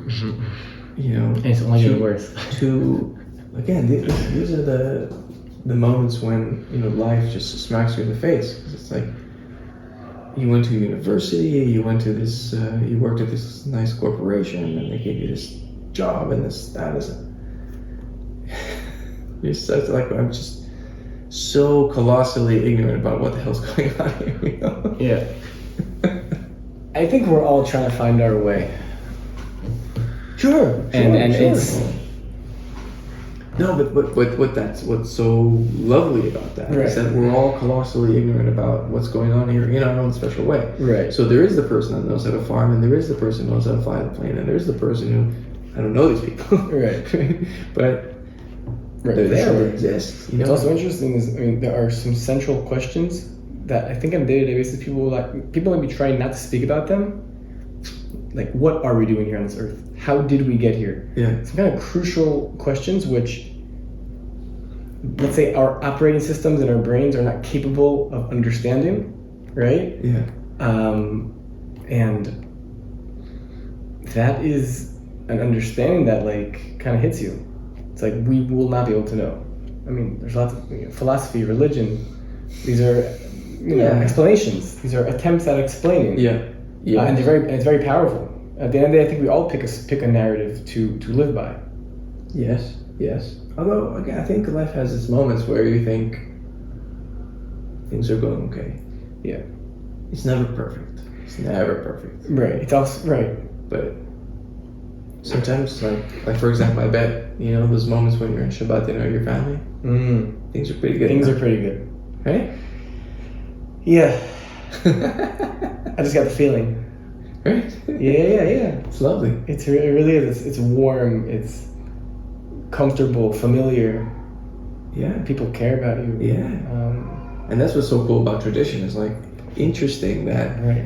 these moments, these super special moments, come from something that was thought of And also ceremonies. several thousand years ago. There's a real need for ceremony. There's a real need for community. There's a real need for things that Judaism allows us to have. I mean, there's a reason why I go to Kabbalat Shabbat on Friday nights.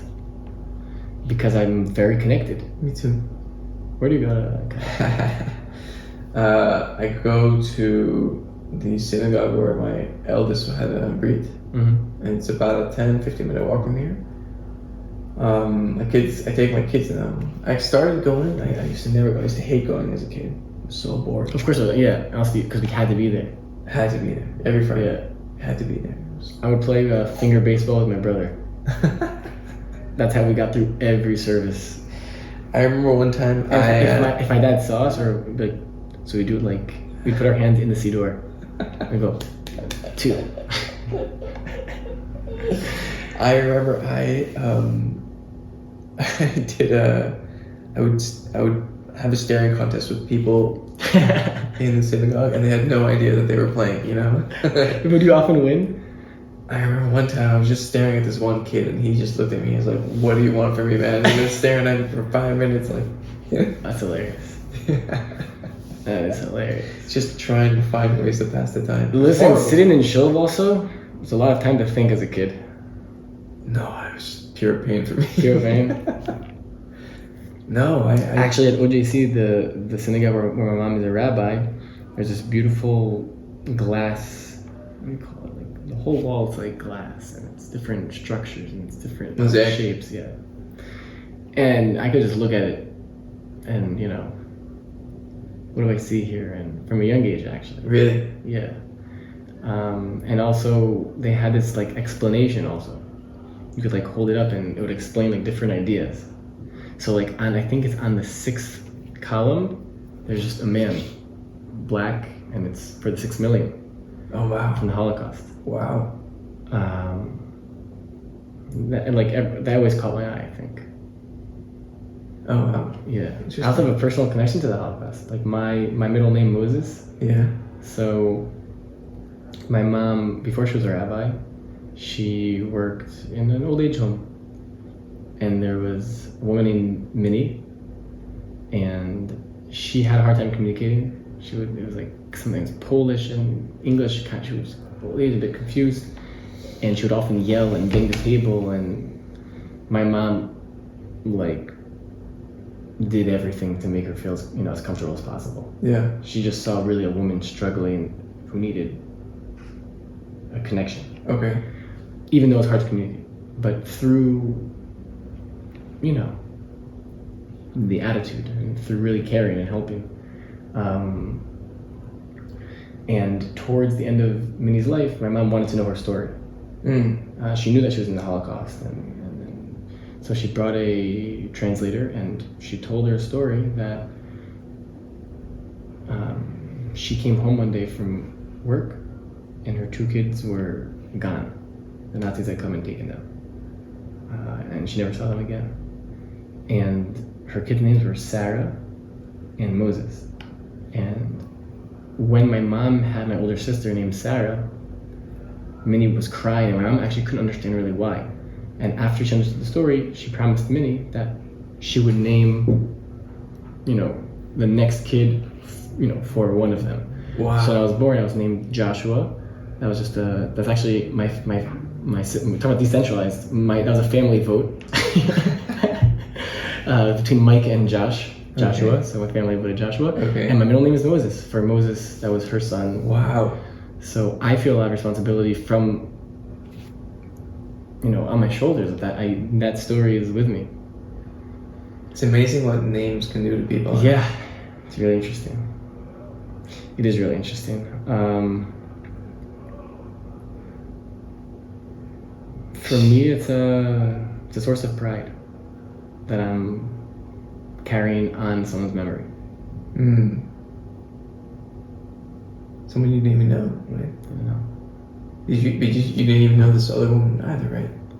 No. She died probably before you were even. Yeah. Wow. Yeah. Besides the gesture that your mother made, what touches you so much about that story?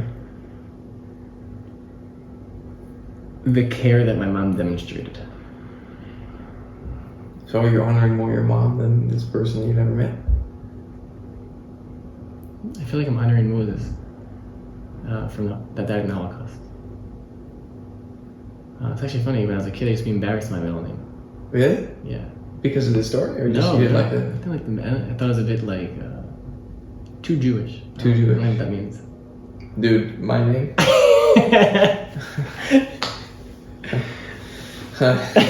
There's no escape, man. I don't need tattoos. It's just, what's your name? Oh, right. Yeah. Jew. Yeah. Yeah, so I don't have it with Josh or Joshua per se. Yeah, it could be, Yeah. I bet other Joshes. Right. But it is a biblical name. Yeah, it is. I mean, like my family, it's Noah, Sarah, Ben, Joshua. Yaakov, Eva, Esther. Classic. Eva, Yaakov, Esther. Sorry. But yeah. Wait, are you the youngest? Middle. Middle. I'm the youngest. You are? Yeah, I'm the baby. How many kids? We're 4. Oh, wow. Yeah. 4. Yeah. Whoa. Wow. So your mom's a rabbi and a mother of 4. And the yoga teacher. Wow. How does she have time? My mom works hard, and she's very passionate about what she does. Yeah. And she does things that help her soul. Can I tell you? Because that's what she's doing for others. Moms, That's superpower. they're working hard. Oh yeah. Yeah. My dad too. Honestly. But yes, there's a connection with a mother. I really, this is calling out to everyone. I really want to talk to a working mom about just life. How do they do it? I don't understand. They're miracle workers. I really don't get it. And you know what's the worst part about it? The part that I hate the most? A lot of times they feel super guilty. Working moms. My mom, my mom, a couple times, because when I was in 10th, 11th, 12th grade, my dad is a lawyer. He's working for multiple municipalities, and he had a lot of meetings. And my mom, there was a year or two when she was very busy at the synagogue, and I was kind of on my own for a bit.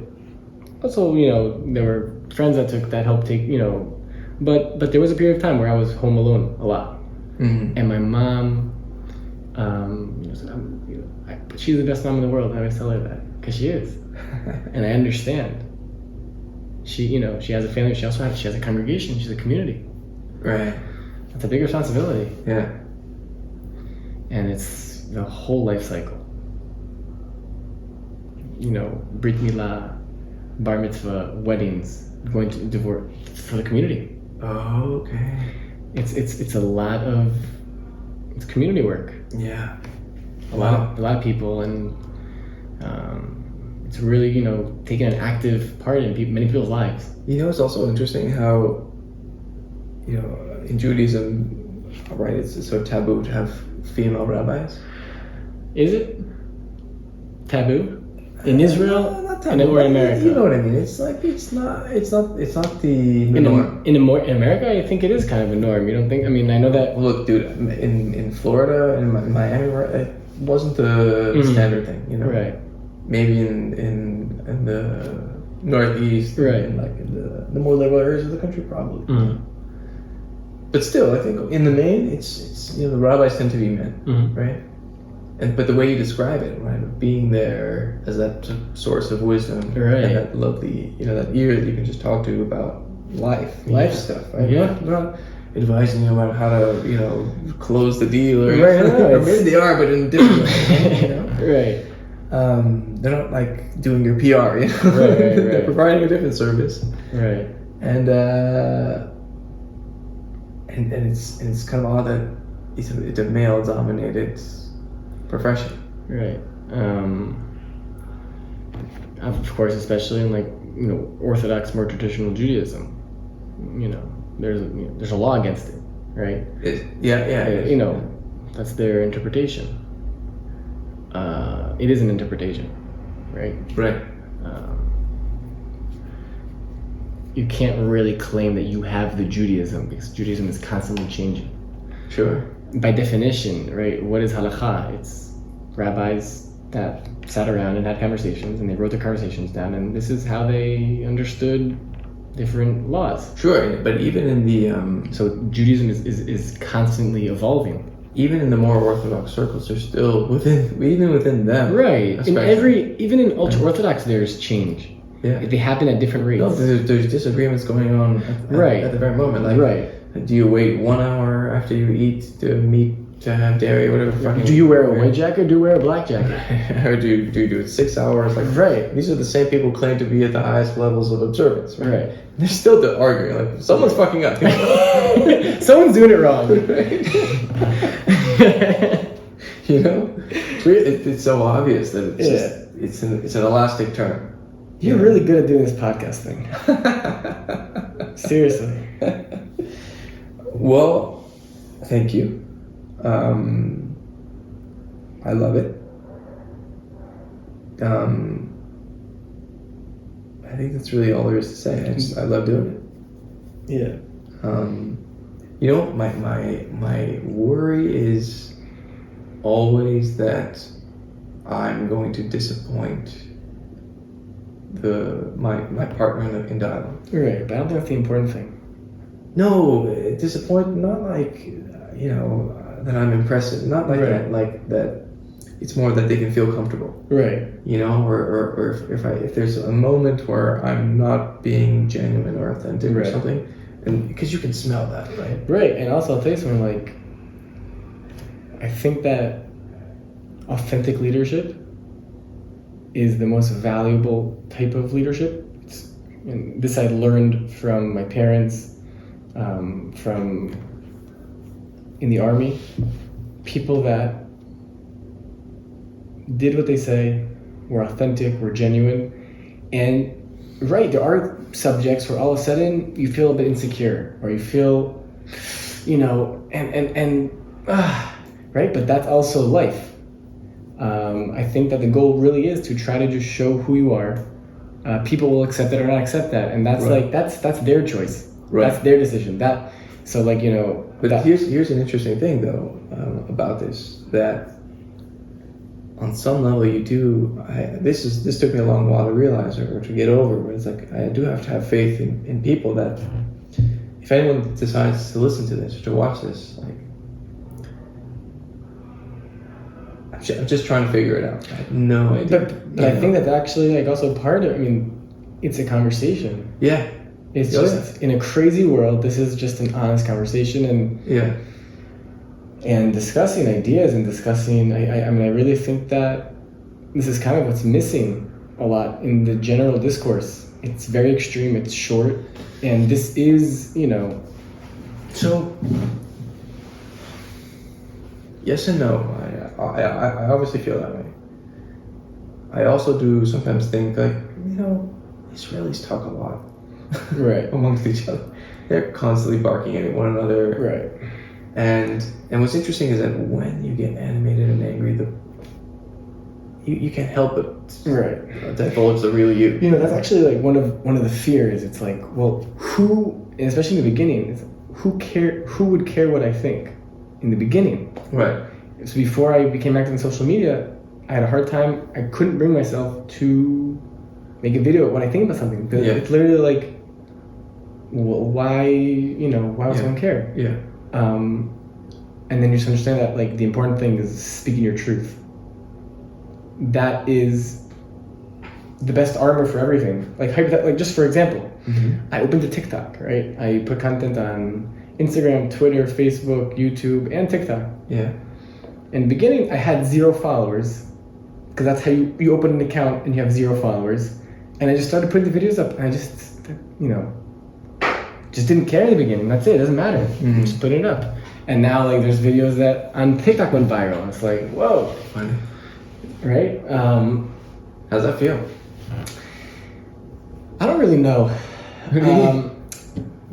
I mean, a lot of things feel kind of surreal in a way. And the experience is looking and seeing a certain number, being like, okay, that's the number. Like, you can't actually, just like when we talk about huge events, right? X amount of people died. You don't, like, one person dying it's not the end of their life. It can end other people's lives. It can change who people are. So right? So there are moments where I'm like, whoa. And there's also moments where there's this level of indifference almost. Here's I don't know what you think about this, but on the one hand, I feel I've already won. You know. In what way? I mean, for example, the other day I was at the American Colony and went there to speak to this guy. I was like, listen, I have this idea for a podcast series that I want to do, and I want to do it at your hotel. And he's like, sure, I'll give you a room. And it was a lovely conversation with the guy, you know. How did I get there? Right. How did this guy... Right. You know, like it... Right. It's just these lovely, fantastic moments. I don't understand. There's also, I mean, I've been experiencing now for a couple of months where I feel like things are coming to me. Like I'm in some sort of flow or some sort of stream. Okay. Where I don't have that. So in the beginning, everything was hard. Yeah. And I had like a knife in my teeth. I don't know if you say it in English. Yeah. Sakin b'shinayim. Okay. And I feel like things are now flowing much easier. And opportunities are now appearing. Right. Yeah, I mean, I saw you out. Right. Yeah, I just came to you. And now I'm here like on your podcast. That's pretty fucking cool. I don't know. And I'm having a good time. So, Mara. Oh, this is gonna be awkward in the video because I'm like holding my hand like this and you're still not. That was so awkward. Oh, I was like this. Oh, really? It happens though. It happens. People want authentic. That's what just happened, man.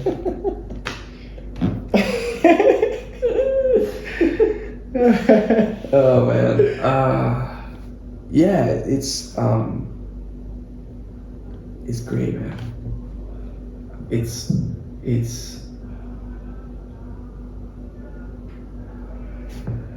lovely. It's just nice to have no distractions.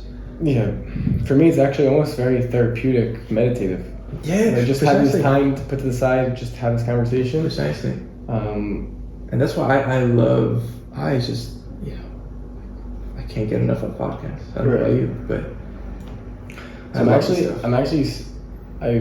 I haven't released it yet, but Muhammad Zawabi and I actually like started a podcast. Who's this? Muhammad Zawabi he's an Arab Israeli LGBTQ activist also. That's a big salad of stuff. He's one of the bravest people I know. He's Muslim. He's Israeli. LGBTQ. Which letter is he? He's gay. Gay. Okay. Well, no, because there's like Right. now the T is Right. that's a tough one, you know. The Right. G is fine So ish. so he is one of the bravest people that I know. How so? He says what he thinks, and there's a reaction, and then he just continues on. So we are also, I mean, we've done 2 episodes, we haven't released it yet, but that is interesting. About what? The first chapter, I mean, it's in Hebrew, but the first one was called Independence Day and Nakba, a conflict of narratives. Mm-hmm. And we discussed, I mean, a lot of people don't know what the Nakba is. A lot of people, you know, obviously the listeners know what Independence Day is, but, you know, there's a narrative that's different from ours. Yeah. There's experiences that we don't know about. And I think that for the longest time, people have not wanted to hear that word or use that word because it's an attack on their Zionism and it cancels Zionism out, but it doesn't, right? I'm a Zionist. I decided to move here. I served here as a lone soldier. I was an officer here. I plan on living my life here. But you know, that's the reality. What'd you learn? It's weird to think, you know, you were raised, I mean, you said you were raised you went to a Zionist high school, so the Israelis were the good guys, right? But I've gained a broader perspective where it's not black and white, and there's systems here that are in place, and I'm trying my best to be what's called pro-solution. No, I know, but Right. imagine that. Like, imagine on the other side of that universe where there's another person who's looking at you like you're the enemy. You're the bad guy in the story. Right. You're the villain. That's Right. weird, you know? Right. The question is, can we have an honest discussion about the fact that these are 2 different narratives? Can we put our ego and fears and anxieties to the side to have an honest conversation, see the humanity of the other side, understand that these are human experiences, and work together to build a better future? Now, there's a lot of resistance to this because people are really scared, and I understand that. You're scared of what you don't know, but it is our responsibility to make a meaningful change in the way we speak and act that can change reality. Now, maybe not all of it, but on some level, yes. So the question I just asked you, like, what did you learn from this conversation? I think it's a really, it's a good question that you should ask yourself, because if the answer to that is nothing, or nothing really, like nothing that memorable, then that's bad, because then. But of course I've learned. You know, you must be listening, but also trying to put yourself in their shoes, right? Right. And by the way, I mean, the ability to put yourself in someone else's shoes, that's empathy. That's, for some people, not a very easy thing to do. For some people, it comes easier. We all need to strive to do that. And I think that speaking about things like the occupation and having an honest conversation, if I'm speaking about occupation, I'm not claiming that Israel is completely at fault here. It's like, no, there is a very complicated conflict here. There are many forces, many different interests. You know, currently both societies, like we love to say, there's no partner on the Palestinian side. I mean, I don't think this government's a partner either. So like, currently there's no partners. Yeah. But what we can do is reach out to the other side, hear their stories, meet each other, see the humanity, and start to build coalitions together of people understand that we need to change because we need to get ourselves out of this cycle of bloodshed that seems like it'll never end. Every year, 2 years, we have missiles from Gaza, and more populist leaders say, we're going to show, you know, we'll show them. Ben Gvir, he said, for every rocket that they shoot, we'll shoot 50 rockets into Gaza. And he got, you know, a bunch of mandates. And there's one thing that will stop the violence, and it's shared responsibility, but it is ending the occupation. And not from a pro-Israel stance. I believe this is the next stage of Zionism, to end the occupation, to live in peace. This sounds like such a crazy idea, but every idea, you know, before it happens sounds like, but this conflict will end, and we have the ability to take an active part in it. So you have roughly speaking, right, two groups of people who have polar opposite views of one another. There's many groups. Yeah, but I'm just saying that the popular narrative is Jews return home, but we have this conflict and they don't want us, and they try to push stuff to the sea. Whatever. Generally speaking, those are the broad strokes. On the other side, these colonial interlopers, whatever. But you're telling the old story. There's a new story. Yeah, I'm trying to paint a picture of.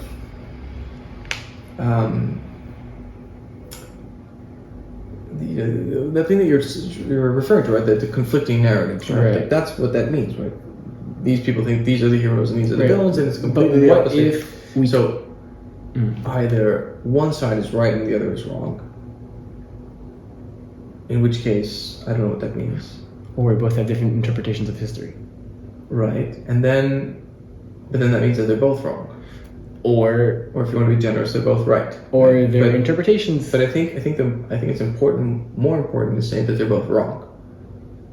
And I would say they're both biased, right? I would say they both try, generally seek to stay within their echo chamber of agreeing, listening to things that they agree with, reading things.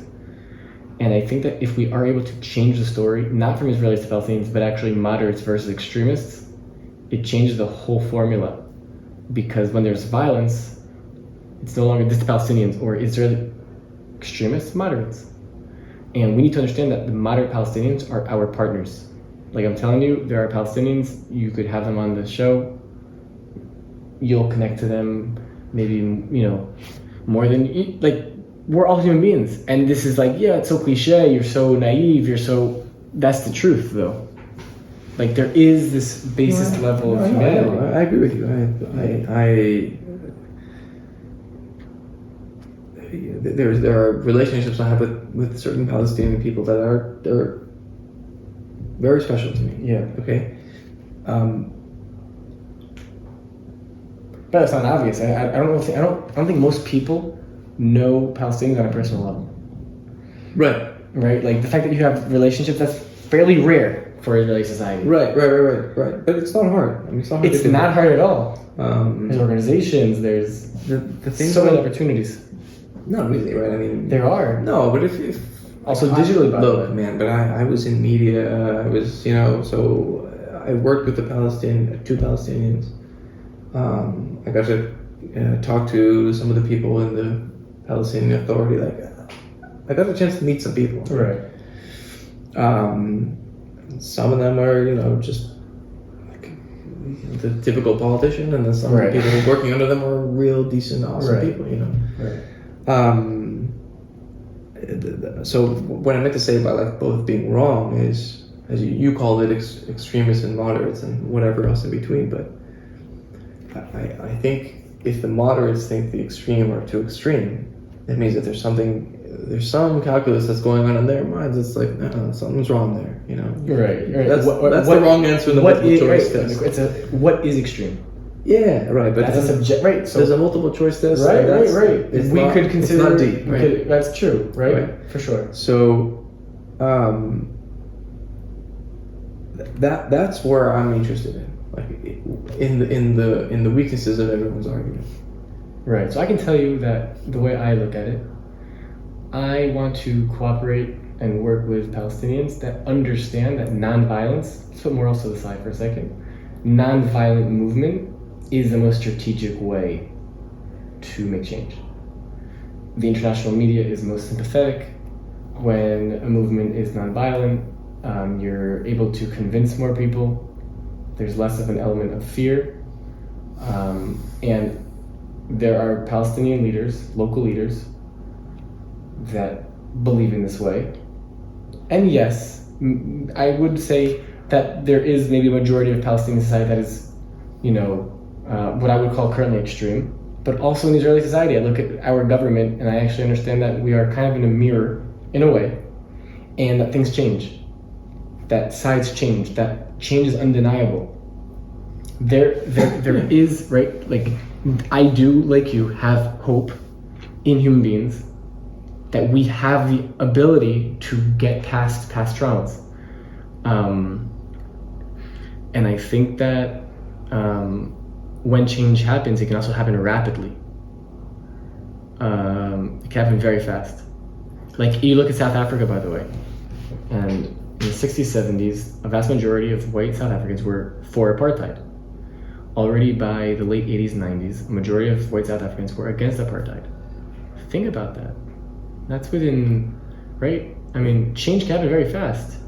In the 1940s, whites and blacks did not learn at the same schools in the United States of America. 60, 70 years later, you have a black president. Like, this is hope. This is a reason to believe. And when we believe, we can make change. The counter there, if you're going to be cynical or pessimistic, is that none of those predicaments had a religious, theological overtone over it. Right. And that's hard to argue against, right? Supposedly, right? Right. I'm not sure it's ever been done, but that... Well, I mean, there were times when throughout the world, Muslims and Jews lived in peace, right? I mean, you kind of go through these periods of time where different religions fight, different religions are at peace. No, but correct me if I'm wrong, but I don't think there's ever been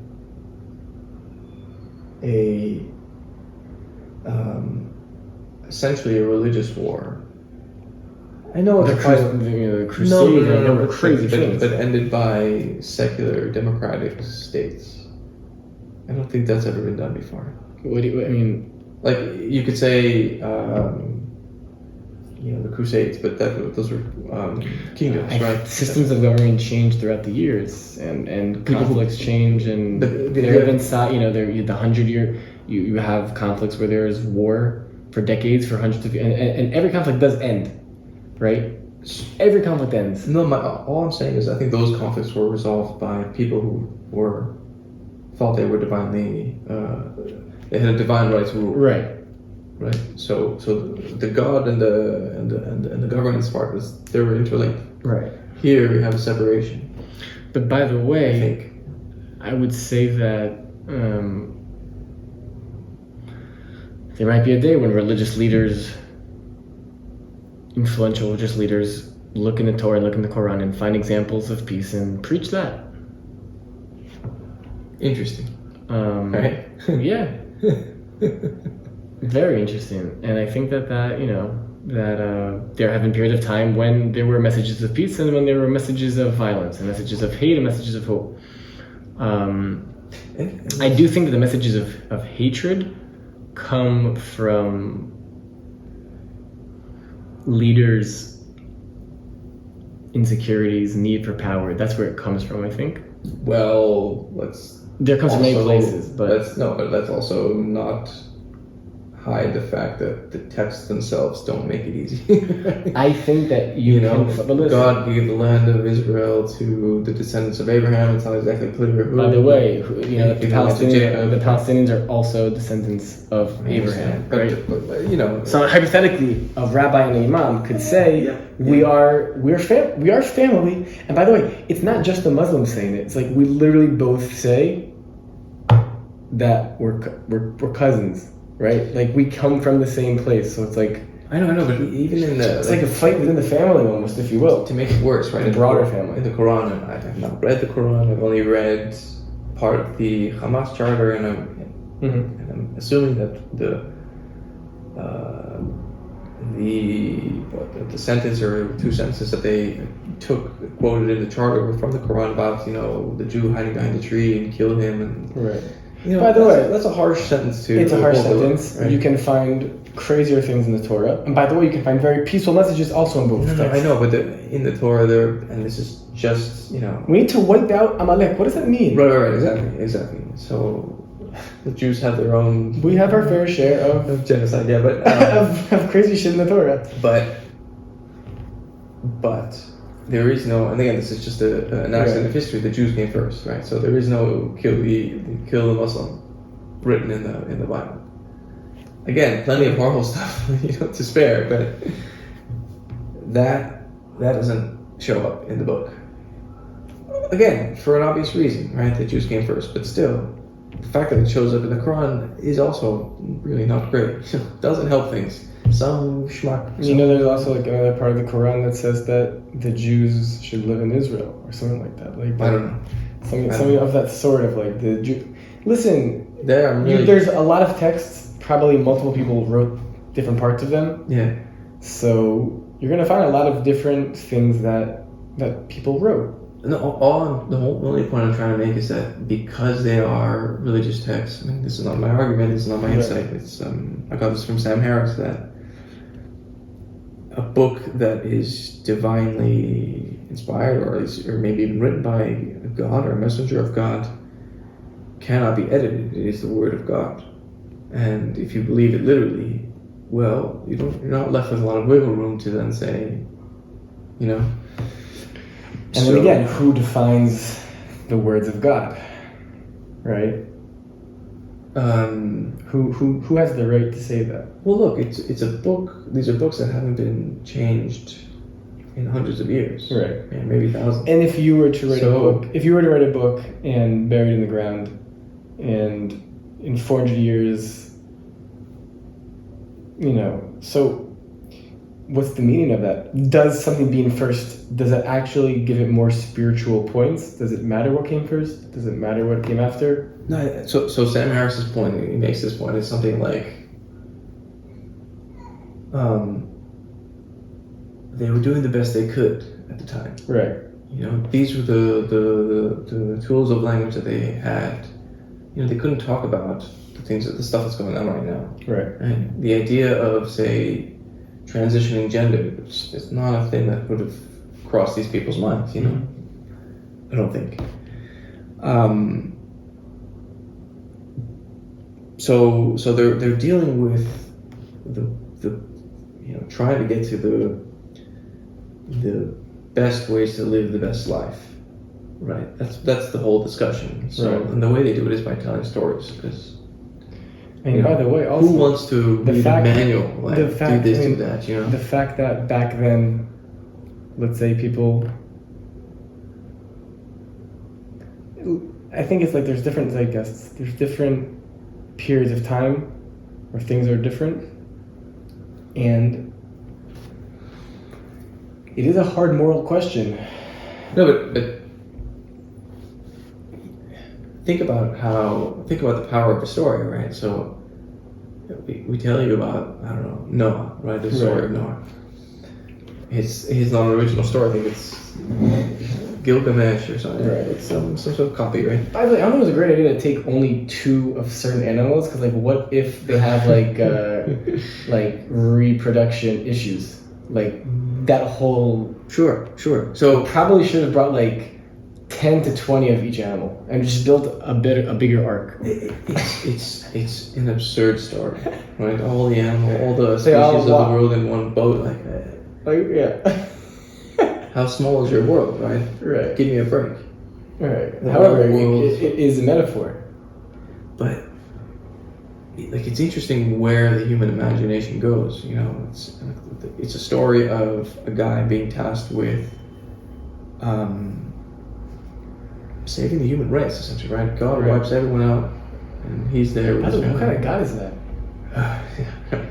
What kind of God wipes out its creation? Like that's crazy.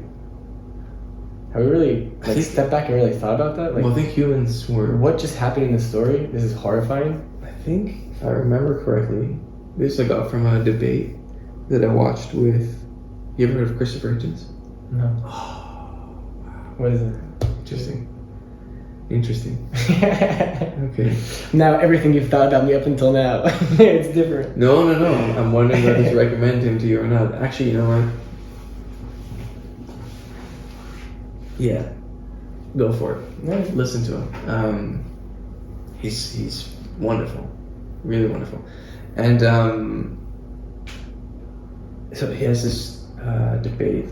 He was a famous atheist, very famous, and he would do all these debates around the U.S. So obviously he would argue for the atheist side of things, and he would always find a religious debate, a religious opponent, so a Jew, a Muslim, Christian, doesn't matter. And I think he said that at one point, I think anthropologists or scientists believe that the humanity was down to a couple thousand people. conditions were so harsh. It was so hard to live that we were down to just a couple thousand people in the whole world, right? And we survived. Yeah. And the question is why? Probably cooperation. No, but why? Why? Okay, imagine what would it take right now to wipe out 99.9% of humanity? Weaponized AI. Okay, whatever. Hell on earth. Right. Literally everyone's just being annihilated. Okay. Okay? This conversation took a weird turn, but let's continue. Right? If death and destruction is just everywhere, all the Right. time, are you thinking to yourself, yeah, my chances are good I'm going to survive? I'm like, no, you're thinking... Well, we're all going to die in the end. No, but... Everyone that is alive will die at some point. For sure, Right. for sure. But not like that, Not like that. all Hopefully. at once, Right. Oh, obviously. Something. But it's kind of this fact of life that I think people generally sometimes feel less comfortable speaking about it. I really embrace it. I mean, I think it's actually one of the things that really makes life beautiful. Like, Of course, but you have to do something. Otherwise, that same force that wiped out 99.9% of humanity is going Right. to kill you too. That's what I mean by why are you surviving? right. It doesn't. It's not. Don't take it for granted that life just happens. Right, You for know. sure. If we lose all the civilization, you and I promise you, we're the first ones to go. Man, we're useless. There's this unbelievable Netflix series on chimpanzees in Uganda. Okay. They have societies that almost operate like human societies. Obviously without technology and things like that, but in terms of the dynamics between the chimpanzees, Mm-hmm. it's like, whoa, eye-opening. Sure. It's really, really eye-opening. Yeah. And there's like allies and enemies within the society, and there's groups. There's an alpha male. Someone challenges him and he gets beaten. There's rival chimpanzee groups. Sure. They are guarding their borders. They're unbelievable. I mean, They're protesting on the street. the Western chimpanzees are trying to fast traditional overall, and we're not going to let them. And you have this like Netanyahu chimpanzee come and just like hit everyone in the face, like, give me the power. Those other chimpanzees won't allow our female chimpanzees to show their legs. Yeah. Yeah, but it's that close to being real, you know? It's crazy. Right. I mean, we have 98% of the same DNA. Right. Think it's 2%. Yeah. Think about how meaningful that 2% is. Man, do you ever watch dogs have sex?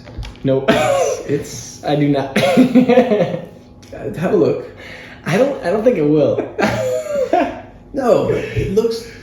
The They call it- reproduction they call it- systems are for all animals. They call it doggy style for a reason. Oh, my mom's listening to this part. Sorry, Mom. Oh, Actually, yeah. it's you. Do you really want me? Yeah. I'm fine. That was you. Oh, you know what? I won't, just for out of respect for your mom, I won't say what's on my mind. Rabbi Drill. Rabbi Drew. What's your first name? Paula. Paula. Rabbi Paula Drew. Paula Mac. Yeah, I mean, so why do they survive, man? I mean, Yeah. if it's just miserable, right? And that's where I come back to the idea of love. It's like, that's it. That's why you keep going, man. Well, people have different trips, and they come back and say this very simple, like, life is about love. It's like this very simple idea, Sure. and there's actually so much deepness to it that just I feel like language is not able to encompass the experience of like when you really feel that. It's like, whoa, this whole world really is this one I don't sort even of think, organism. I don't even think you even need language to notice it, right? Right. Just look at how people organize their lives, and it's really just about being feeling loved. Yeah. You know, like Yeah. think about it. The institutions that we come up with, right? Marriage, right? Marriage for the purpose of having kids, like all that is just those are love factories, Right. At its peak, of course, right? Right. You want to get married to the person you love, the one person you're gonna spend the rest of your life with. You better love this person. Right. Maybe you have kids, you love them from the first moment they're out. You know. Sure. You have friends, and the friends you hang out with the most are the ones who are just rock solid. You just love these people. You just love hanging out with them, you know? You know, and if you're lucky, then, you know, you spend more and more and more time alive in love, right? In love with what you do all the time, right? Yeah. And that's why people are unhappy. They're unhappy when they're spending time doing shit that they don't want to do. Do you think people are largely happy or unhappy currently? I do. Because sometimes, like, I can be surprised by how much experience is shared in terms of the cycle of emotions, in terms of, Yeah. you know, I think like sometimes people are convinced like they're the only ones going through this type of thing, or Right. and in fact it is just this much larger experience. Yeah. Where almost part of the experience is thinking you're in it alone. Right? That's why love is so important. Because it opens up those, it just opens it up. You're like, I'm not alone. We are together. Yeah. Yeah, it's very powerful. Yeah. You know? Yeah. It's like, we're talking. I don't really know what you're thinking. Right. I kind of know, but not really. Right. Right. It's also cool, like, when you're in a conversation, like, we don't know what the next topic will speak about. It'll just kind of just happen. Sure. Doggy style? That should be the name of this episode. You know what? For you, I'm gonna write. I don't suggest it. 21 period Josh doggy style in quotes. I don't know if that'd be a good idea, to say the least. But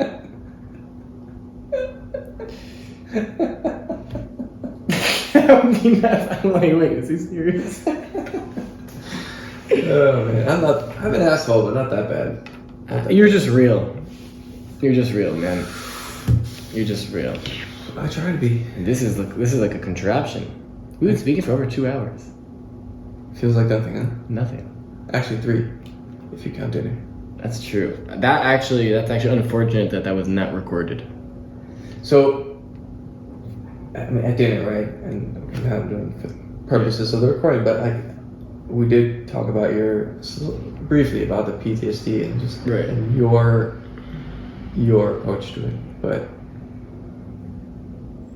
I think the best way to talk about that and not feel like you're crazy is to simply just walk someone through the experience. Right. So, I like that. I like the introduction to it. It actually, I think so. I like the introduction because it enables me now to like take this complicated thing, and you kind of like gave me the freedom to now talk about it Without, hopefully, right. This, who knows, right? If you say something really crazy, Right. I might say you're crazy. But yeah, without judging you. Yeah. Because I just don't know what it's like. Right. So I can't ever say to you, hey man, that's fucked up. So like, I guess like, where would I even start? I mean, in the army, How old are you? I enlisted when I was 19 years old. 19. So you were a bit older than the other kids. Yeah, I did a mechina, like a year of preparation with other Israelis, just like learning and studying. That's where I became fluent in Hebrew. Yeah. And then actually a lot of the people in my special forces unit, like especially like in my team, like actually like a majority of them did either like a mechina or shnat shirut, like a year of voluntary service. So I was actually kind of like the average age. Okay. And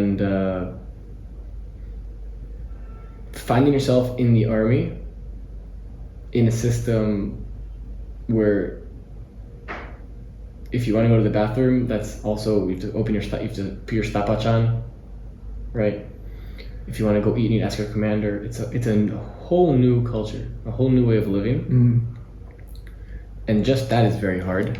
And then within this, to go through life-threatening situations and also really morally hard dilemmas in a system that doesn't care how you feel.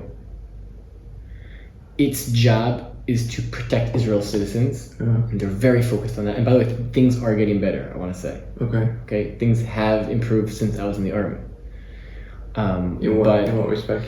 I was present at an attack, a terror attack, in a settlement.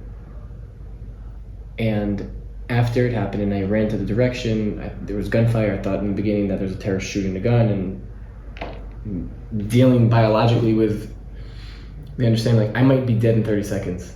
And what happens to your body? My stomach closes, feelings leave my head. I kind of get this sort of tunnel vision. Your body prepares for it. And it was so interesting, and not even interesting, hard, that at no point was my life at risk.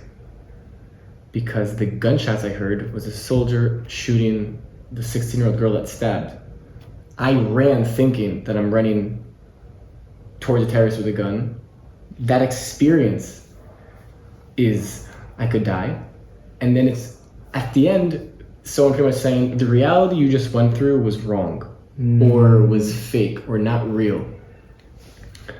And the fear of trying to explain that to someone and not have them understand that it's the experience that matters, not necessarily what the facts were at the end. There was a situation, I was an officer in Hebron, okay, in Hebron, for the people that don't know what Hebron is. And there's a situation where we went into a house to search for 2 guns, and from 20 yards away, 30 yards away from a house, gunfire from 2 M16s, like do at our direction. At your direction? How do you know it was at your direction? You see, every now and then there was it's like a red bullet. It's hard to explain in English, but in Hebrew it's called natev. A tracer, I think. Tracer. Yeah. So you see where it's headed, and it's headed in our direction. And then also in this situation, I mean, we call, we put the command into the radio, patish cham, hot hammer. That is a command that if you say hot hammer, it means there's a terrorist attack. Very simple. The army has commands. Hot hammer the place. Saying hot hammer, you send warning, everyone knows about it. Immediately, sending forces. It's a big thing to say. And in the end, the next... Who says it? A kid? An officer. Has to be an officer. But an officer is... A commander could also. Hypothetically, but it needs to be someone with a radio. But an officer is someone who's 19 years old, 20 years old. Yeah. I was 21. 21. With like 20 soldiers under my command and also 4 commanders under my command. So you gave this... There was a Samach Mempei there with me in this particular situation. I actually prefer not to get too much into the details of who, blah, blah, but at the end of the day, the command was given. Yeah.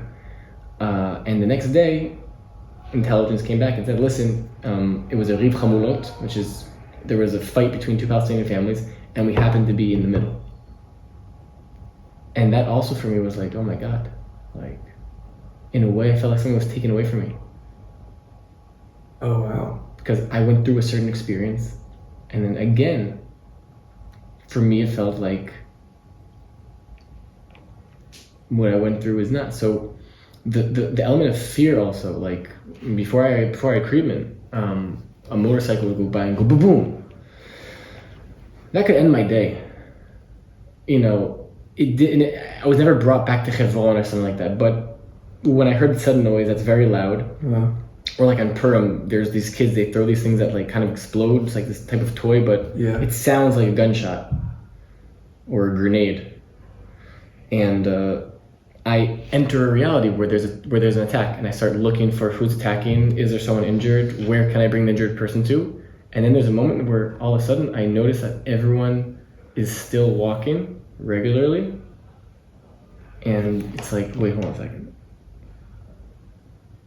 Why is everyone walking as if there's a terrorist attack here?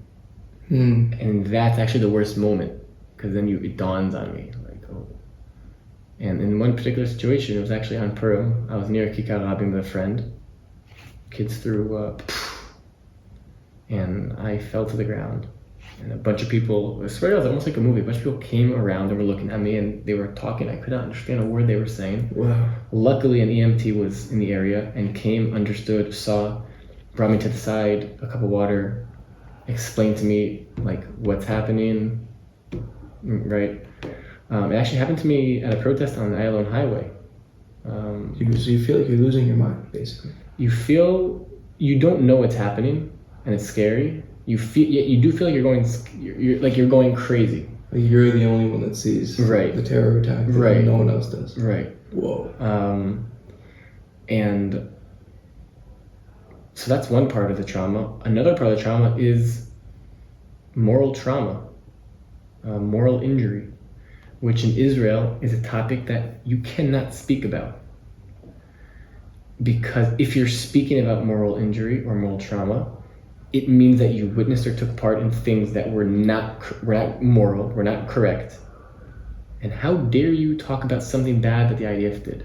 How dare you? You are a traitor, you're anti-Zionist, and you're a self-hating Jew. Mm-hmm. Not true, not true, not true. But things in the occupation happen that people prefer not to hear about. So society says we don't want to hear about this. Anyone that talks about this, we're going to bully them. And this stops people from speaking about their traumas. And the worst thing you can do with trauma is keep it inside. Right.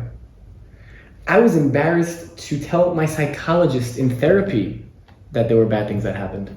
Embarrassed that he would think I was, I don't know. This is another added level of why these topics are hard, specifically here in Israel. Well, do you think that there is...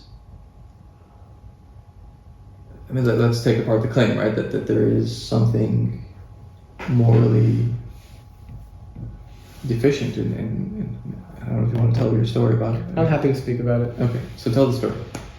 I mean, I wouldn't even say there's a story. It is for 5 months entering Palestinians' homes on a weekly basis.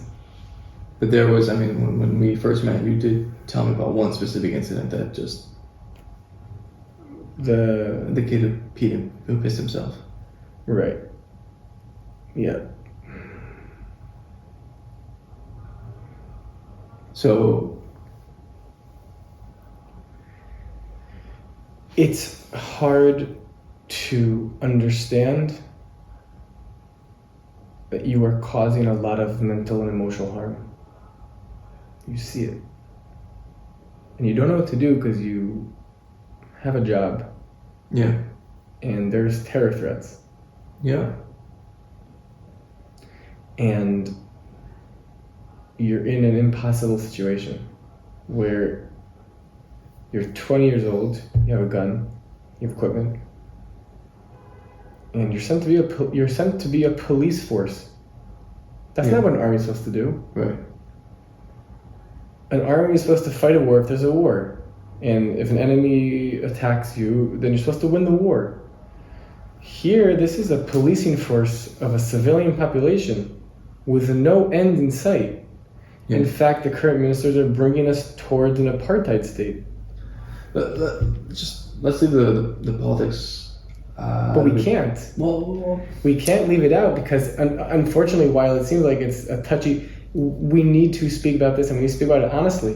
We need to understand, yes, this is connected. It's all connected. For sure. I don't think that there are no angels in that world, as far as I'm concerned. I'm not claiming that there's angels. Right, no. So, as much as being a soldier is a dirty business, so is politics, right? Totally. Those people are really getting their hands dirty. Yes. Not in the same way, of course, as a soldier. Of course. And that's way more real. Again, I'm assuming, right? Right. I've never been there. Yeah, it's such a hard thing to parse because you have to be completely naive to think that, the things that you went through, right? Going through civilian homes in the middle of the night, waking up kids, scaring the shit out of them, doesn't happen all the time. Like it certainly does. And yet, it's also to safeguard this incredible thing that we've got going on as well. Like it's really complicated. It's a And you know, it's very even- high price to And pay. what's even more complicated is that, hypothetically, let's say tomorrow the IDF completely left the West Bank, Hamas would take control, Right. right? Yeah. And so, I mean, didn't Israel, the guy that they killed that started this little mini war, wasn't he planning to have like rockets in the West Bank? Isn't that why they killed him? that's what I heard. I think that's what I read. I mean, That's- that's the That's what I heard. Right. Okay. That's what I heard. I mean, from here... That's what I read. Right, right. So I don't know if that. Listen, I mean, when it comes to security, because of, confidentiality, the security establishment does have the ability to present anything however they want to. And we've seen when this has actually come into conflict with other narratives that all of a sudden seem very clear that negate what we've heard. Yeah. And both sides are in this icky business Right. of trying to gaslight the masses Right. by selling these one-sided stories. Yeah, man. And the crazy thing is, you can make an argument for that kind of withholding of information, right? Because it's probably not. What about the manipulation of information? Yeah, even that, right? Like, That's even worse, I think, than... I'm being now here super cynical, right? Like, Right. You could say that we just can't handle that kind of information. Not many of us are capable of that kind of life. Right. And I think that... I actually think that through speaking about trauma, Yeah. we actually do have an ability to speak about topics that are very hard, like the occupation, like treatment of Palestinians, because it's our personal traumas. And I think that through a personal healing process, and you can also reach out to others, for me, a lot of the peace work that I do, after settlers went into Hawara, they murdered someone and they burnt houses and stores down. Jewish people. I went with a group of Israelis to show solidarity. For me, that is part of the healing process. You feel like you're atoning for what happened? I don't know. I don't know if I'm atoning. I know that it feels right. I know that it gives me a feeling that this is a responsibility of mine now. Sure. Great. No. Right.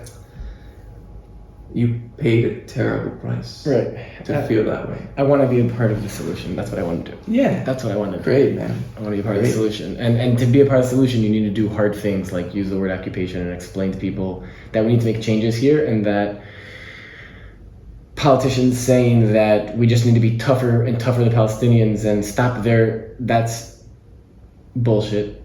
Will not work. Ever. We can see the worse you make people's lives, the more of a reaction there is. And we can even put the Israeli-Palestinian conflict to the side and just look at other conflicts that happened in the world when a minority did not have the ability to change their reality through political means, through discussion. Yeah. What happens in those societies. And this is not justifying violence. I am anti-violent. Palestinian violence hurts their cause. But this is also a fact that when there's minorities that cannot change the reality, then there tends to be varying levels of violence. Do you ever get the feeling though that this is all just one big circle jerk and we're not?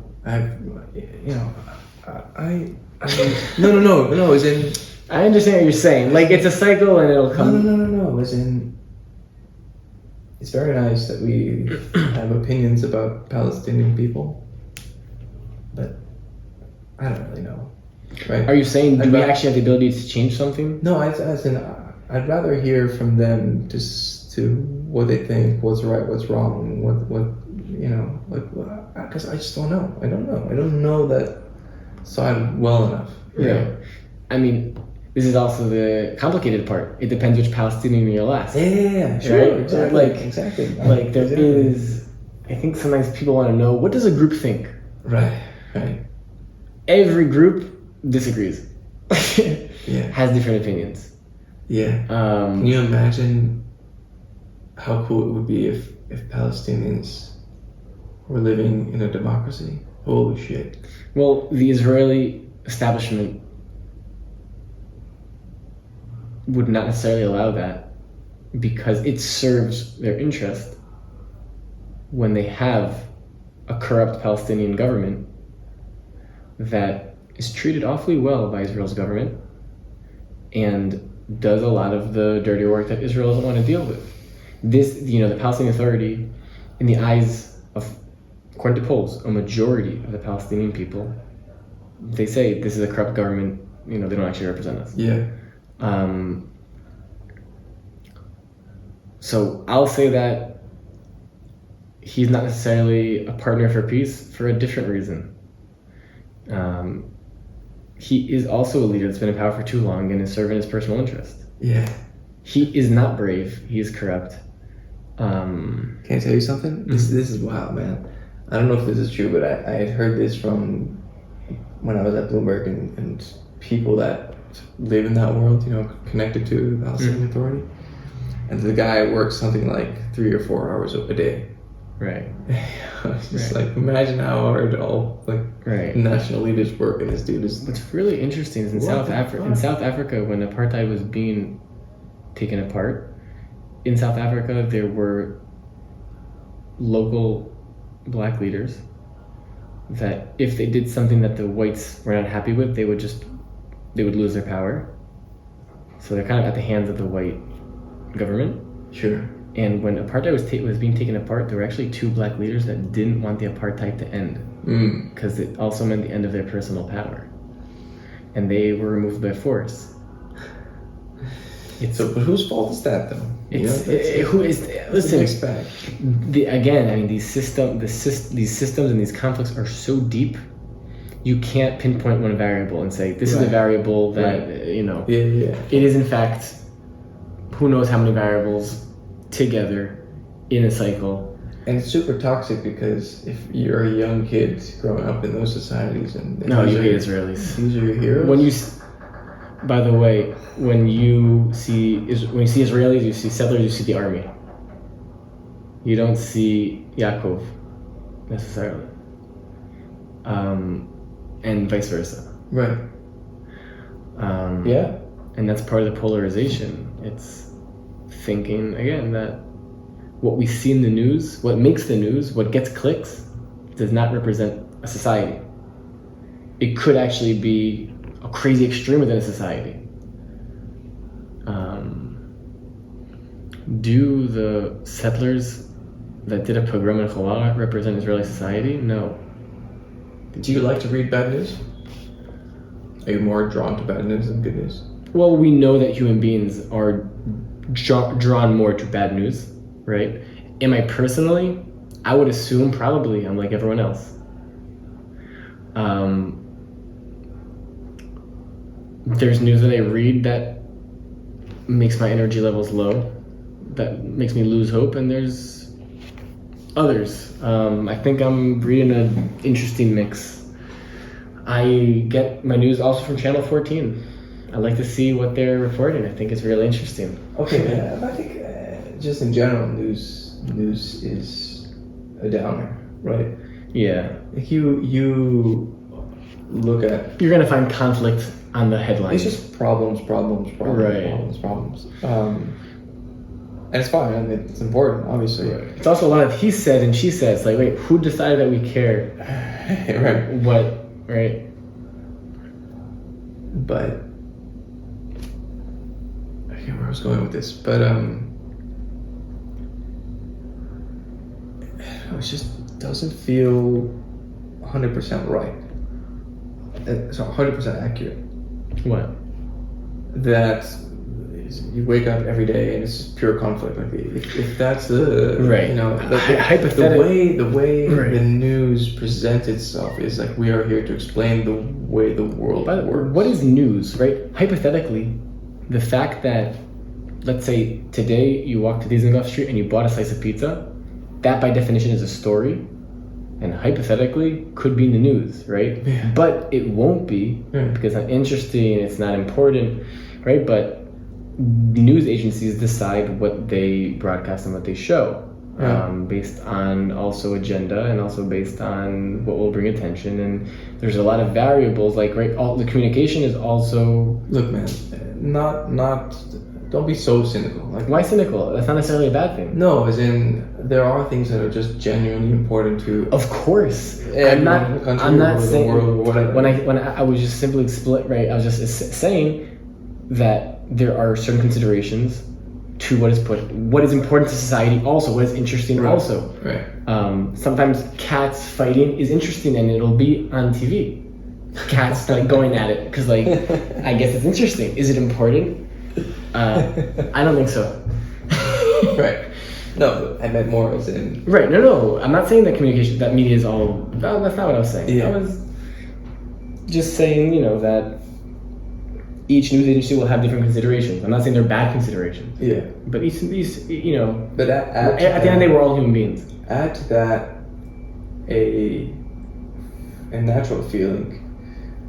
Even you, like when you said that when Galen got fired, there was a spontaneous protest, and it was like one of the best days of your life. It was like one of the best days of your life because it was a sort of I felt togetherness. right and a kind of relief. Like Wow, look, I can't believe this. the good guys can win, or something like this, right? Yeah. But the reason why you felt that way was because something rather dark, Happened. the way you experienced it, happened. And it's important to know that such things can happen. Right. Right. So Just like we can both have a belief that in general people are good, with understanding that there are some people that are not. It's like the same sort of understanding about viewing something in general, and also understanding there's going to be exceptions. yes, I would add that I think what's missing is this understanding that all of us are capable of doing the bad thing. And you Right. said yourself, if you're in power for too long, There's the research at what no university was one it? escapes that. With the they hit a button and then they heard someone yell and they continued. Do you know that research? Oh yeah. The Milgram experiments. Right. I mean that. Yes. There's issues with authority, with power. But the saying is, right, absolute power corrupts absolutely. Right. There isn't like a only for some selection of Right. humanity. It's all of us, right? Every person needs to accept that if they have power for too long, they will at some point be corrupted.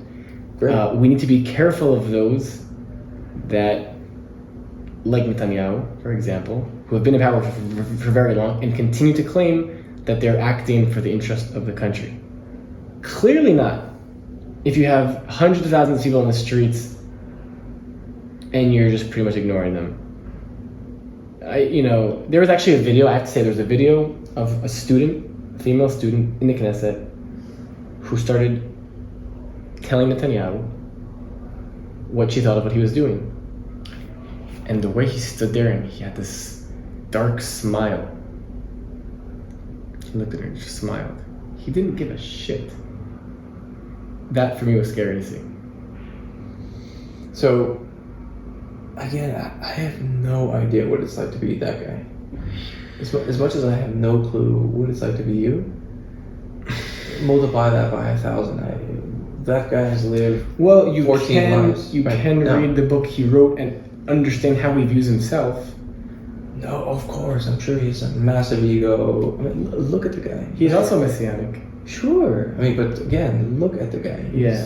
Look. It's literally think about this as your life. I mean, I don't know. You become a man, and then essentially, since you leave your family home, 18, you are just always at the most elite station in your life. Right.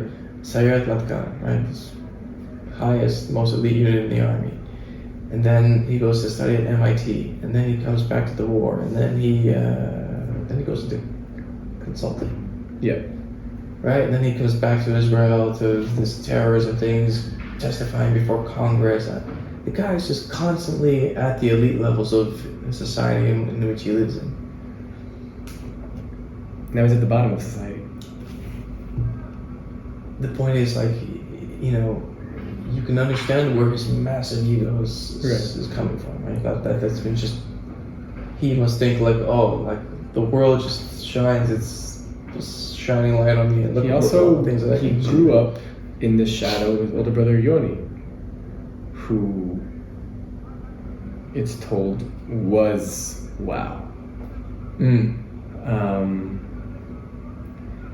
And I think that the way we grow up as kids and the dynamics that we develop at a young age continue to have an effect on us.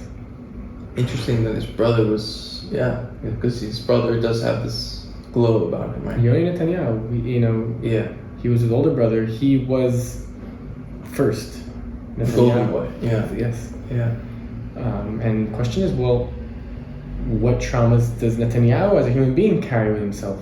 Sure. Losing his brother, his best friend. Yeah. Who knows? Exactly. So, you know, and that happened 50 years ago. Imagine all the things that he's been through since. Yeah. He's been torn apart and rebuilt. I don't know how many It's times. not clear how he continues. I don't know. Not clear. I don't know. That's the thing. I know. I can't understand this. I also, right. You know? On some level I can, on some level I can't.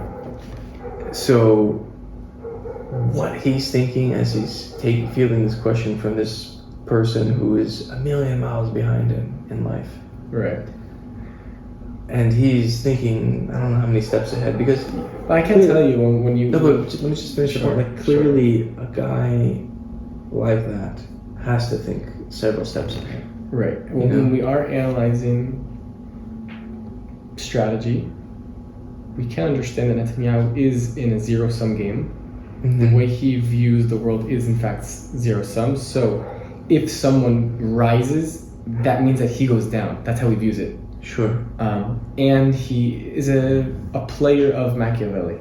Sure. Yeah. So it does, right? It does give you some insight.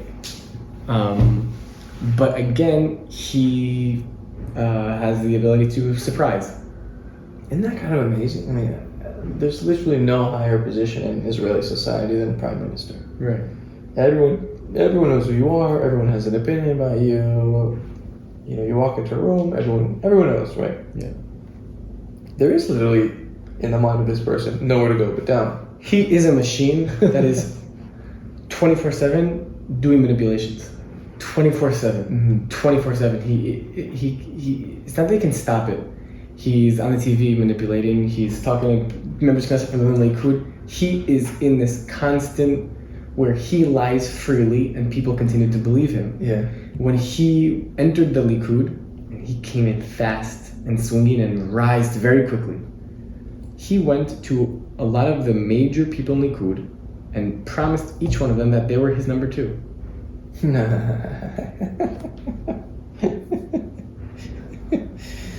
Damn, that's rough.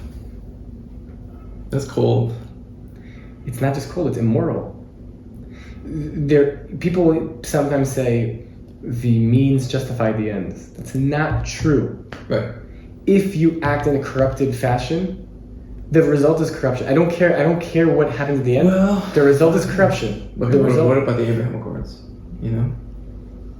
He brought, but Here's the thing, like, politics is just a dirty game. Like, how do you? there are red lines. Of course. Yeah. But you're saying, like, even at the start of his journey, he was already rotten from the inside, promising people jobs Right. without actually thinking he was gonna follow through with that stuff. And he just constantly does it. Like even. But you're saying if the rot starts there, then it's just a rot. Oh, all the way up. right. But still, you say regardless of the outcome. Now, the outcome is, again, something's, as you said, crossing the The lines. outcome Some things are great. You know? Again, I mean, it's not black and white. I'm not going to sit here and tell you that Netanyahu has only done bad things for Israel. No, I know, but you said if it's corrupt from the start, it doesn't matter what the outcomes are. Well, listen, Plato ranks people's souls. What are the levels? The worst thing you can be, the lowest soul is the soul of a demagogue. That's Netanyahu. I didn't just say Netanyahu's at the bottom of society for like a political messaging. No, he is in fact. I do truly view him at the bottom of society as the worst thing that society can produce, for sure. And he's in charge of us. That is so problematic on so many levels. Decentralization.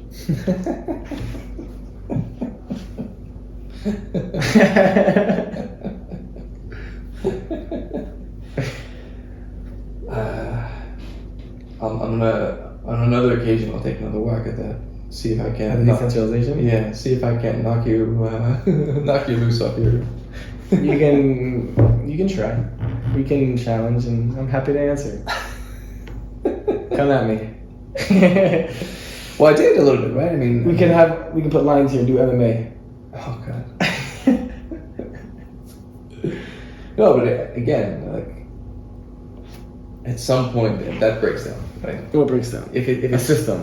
if it's all individual, if every individual has their own sovereignty and Not every individual.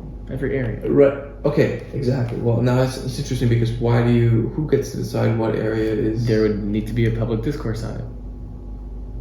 Yeah. What exactly is the level? There's a model. Decentralization. To what level? To what? That is not for me or you to decide. That is for society to take the decentralization idea and then find what's right for them. No problem. If you look at the course of modern history, it is more about breaking down barriers. When do you consider the beginning of modern history? Okay, fair enough. Let's say the last 100 years. Or Okay, so. sure. But even like 200 years. Right. But let's say the last 100 years. Right. Certainly in the last 50 or so, is the idea of breaking down cultural or artificial barriers Right. between nations, right? So they can trade more. Physical borders as well. Those have still remained. Through but- digital forums. But just think about commerce, right? Right. Imagine 1,000 years ago that there was an Apple, and then in another country there was Facebook. They wouldn't even know exactly how to deal with one another, right? But now there's always insane level of bureaucracy that governs this stuff, and it actually more or less works. Right. Like all these companies can do business in countries that are all over the world. Right. And this is great. Yeah. But the thinking, the institutions that are holding all this stuff together is like way up over here. Like forget national governments. This is like supranational. Right. Right. This is the idea that the nation state's going to die and it's just giant corporations. Right. Which maybe the United States of Apple, right? I mean, who knows? But or Google or Facebook. But well, it is an interesting question to ask. Currently, who has more influence? Some government or a transnational corporation like Apple, right? I think we already are in that reality in a way. they don't have armies, man. Not armies, but in terms of digital property, in terms of... Look, man, There's a Black Mirror episode, which there was like this kidnapping, and they're trying to find where it is, and like social media networks get to them before the FBI does. Oh, wow. Right? Which is like a hypothetical possible thing in the future. Yeah. Maybe... But still, if you think about an institution as boring as the Federal Reserve, right? They make, an interesting sentence. If you listen to these people, like their press conferences, they're extremely boring. But it's that for a reason, because they're super careful with what they say, because they know that they continue to print an idea, but people are parsing their ideas like all around the world. It's not just in the United States; it's everywhere. Because if they do something with interest rates, the entire world follows. Right? That's a crazy amount of scrutiny to what you have to say publicly. That's not a transnational corporation. Right, that's true. Right, that's You fair. know, that's a governmental body. It's supposed to be, of course, independent from. Well, at the end of the day, this is, when we talk about Brexit, this was this tension between, on one side, kind of this expertise. Some might feel it's disconnected from people. Others might say, well, this is the way we need to, go about it. The decision making should be more rational rather than based on emotion. And then you have people that said, no, we, kind of this more populist sentiment or rhetoric. In a way, it's a bit more towards your line of thinking of decentralization, but just on a much grander scale. Right. It's like, who are these people? The common refrain is, who are these bureaucrats from Brussels to tell us Brits how to live our lives? Right. Well, I think. What do they know about our climate, our history, our geography? Right. So I think at the end of the day, there does need to be a federal level. Hold on a second. Yeah. Hear me out. But the power struggle is different than now. So there is, between the power struggle of a local government and the country, whereas right now the country can right now come and take arnona from cities and give it to other, right?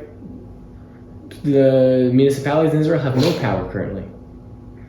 This could be switched, and then you still would have a Supreme Court. The cases they would be dealing with would be, declaring really what the borders are here. But yes, on the day-to-day, the decision-making would be at the local level. Sure. It in fact doesn't cancel it out, right? It's just a different way of looking at it.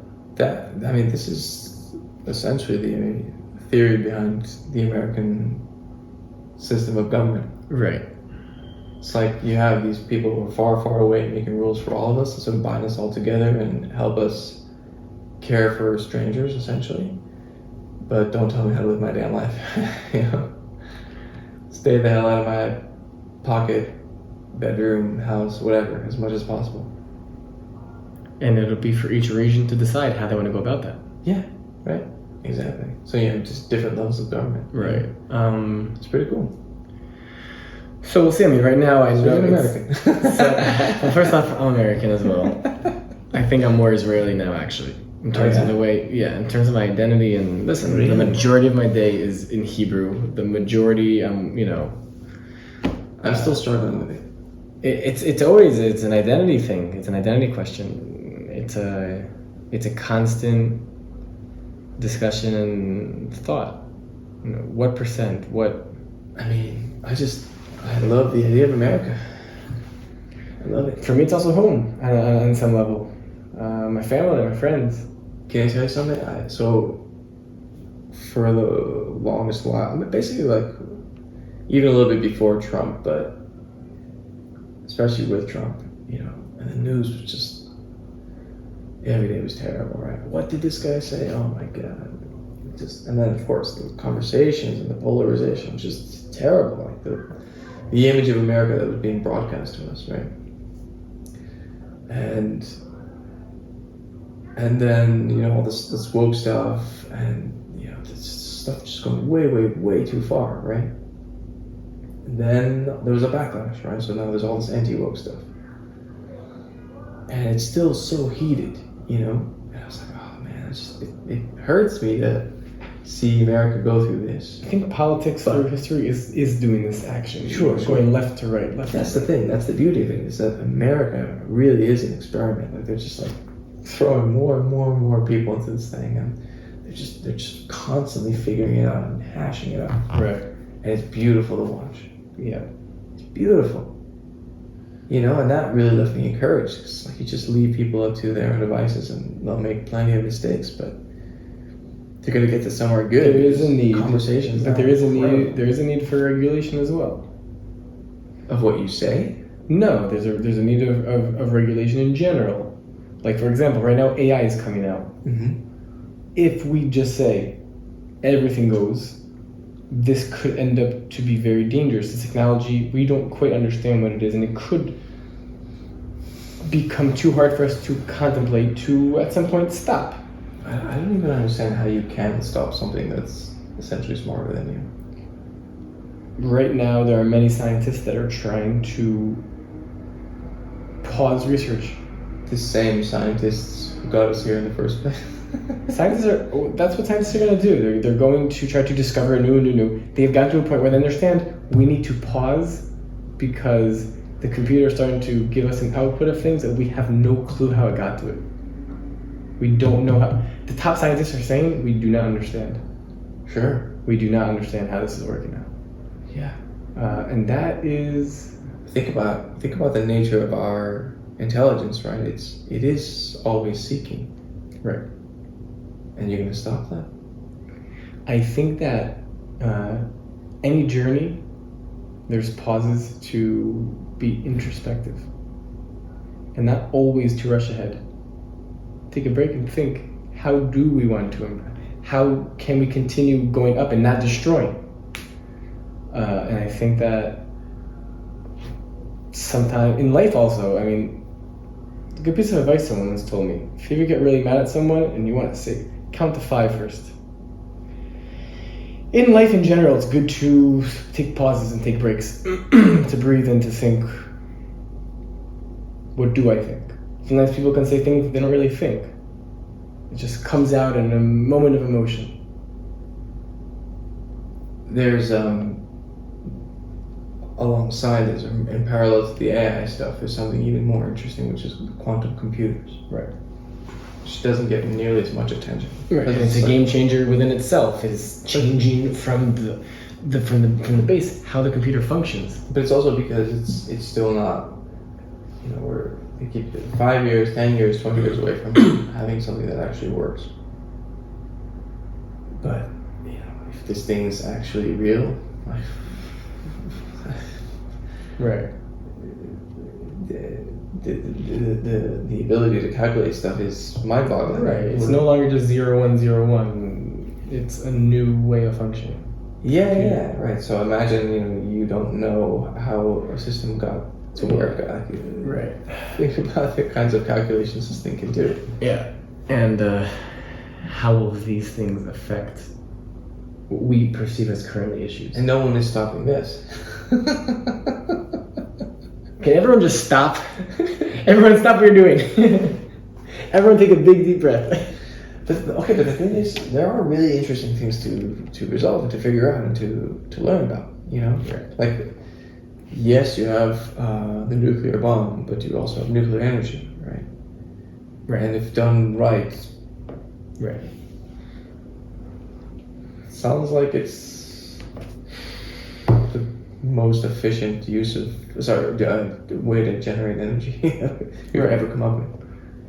Imagine right. super efficient energy everywhere at all times. Right. That is It- instantaneously putting the entire world in the status of the wealthy. Right. It could also, if we're not careful, ruin our environment. Yeah, exactly. Like everything has just like these two sides of the coin. Exactly. So does AI. Yeah. So does quantum computing. Right. But it's interesting to think that it's the technology is neutral. It's the motivation behind it. That's what's at question. Right. Everything at the end of the day is like a potential weapon. Question is, who's holding it? Who's using it? What are their intentions? Right. And every technology has really been like that. The sword, the gun. Right. It's New technologies come and they disrupt. The question is this disruption unlike any other disruption ever?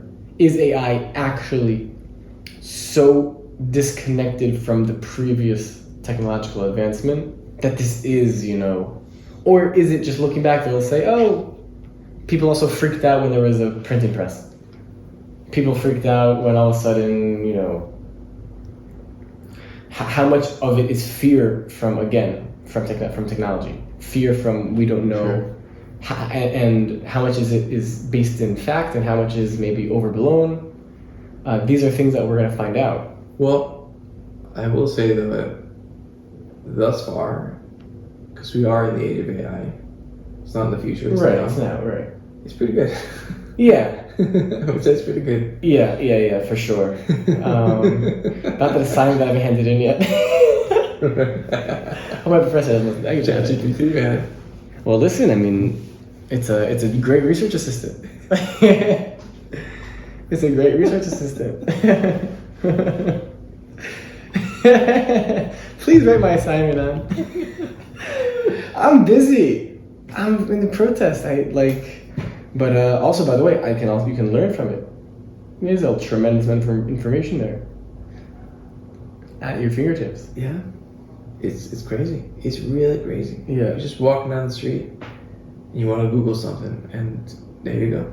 Right. I mean, think about how game-changing that was when Google, all of a sudden, you can look up any information you want on anything. I can look up a random animal and read all about its biology. I mean, that was Google. That was game-changing. There's now a browser that can bring me to different places within the internet. It's like a compass in the internet. It can navigate me where I want to go. What a vision, huh? Wow, what a vision.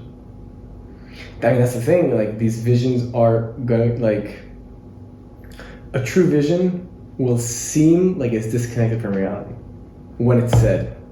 When it happens, people accept it. Sure, yeah. That's why, again, I mean, I guess I keep bringing it back to the Confederacy and decentralization of power, because it is something I'm very passionate about. But people say, a Confederacy, Israelis, Palestinians living in peace, that's crazy. I understand why it could be perceived right now as radical but it is, in fact, as I view it, truly the future. And looking back, we'll say, well, of course it's the solution. Why are we talking about two-state solution? There's hundreds of thousands of settlers in the West Bank. We're going to remove hundreds of thousands of... We'll have a civil war.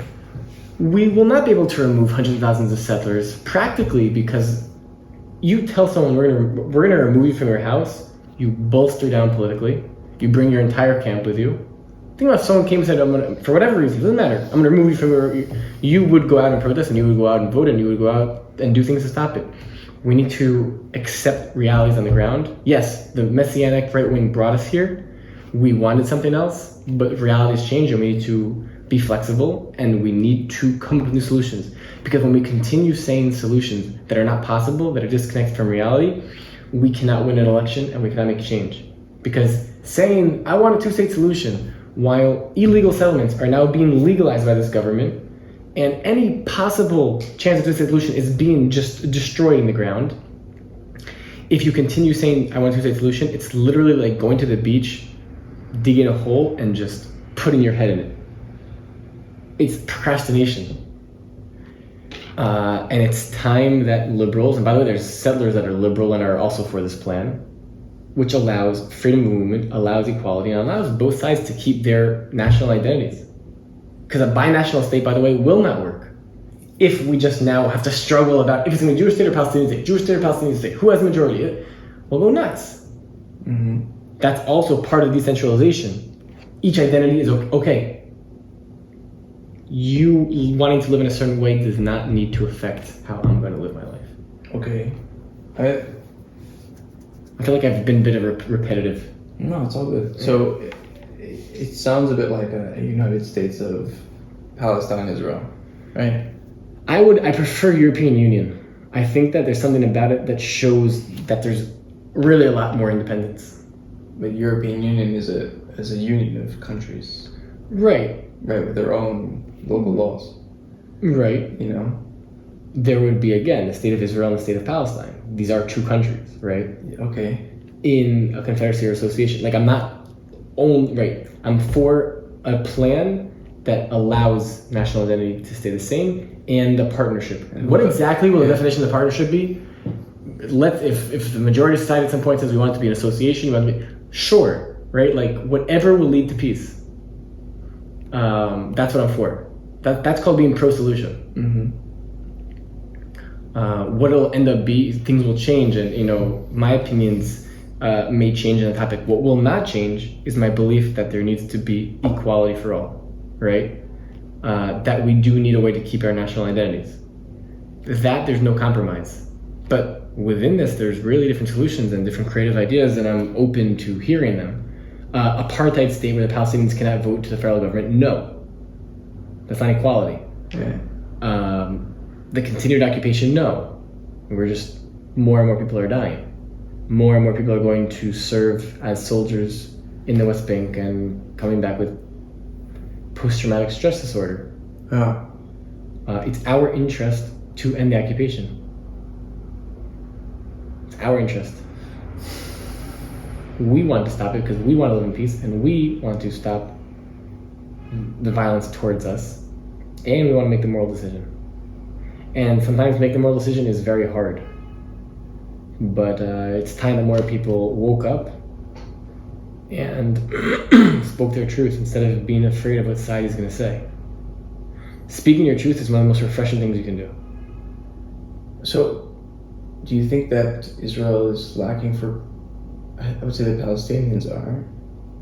Like there's a one version of events which gets what? I mean, that's the one that gets broadcast the most. Unfortunately, as you said, the chances that everyone agrees on everything in that society is pretty low. Right. Whereas in Israel, it's rather raucous. Yeah. It's almost impossible.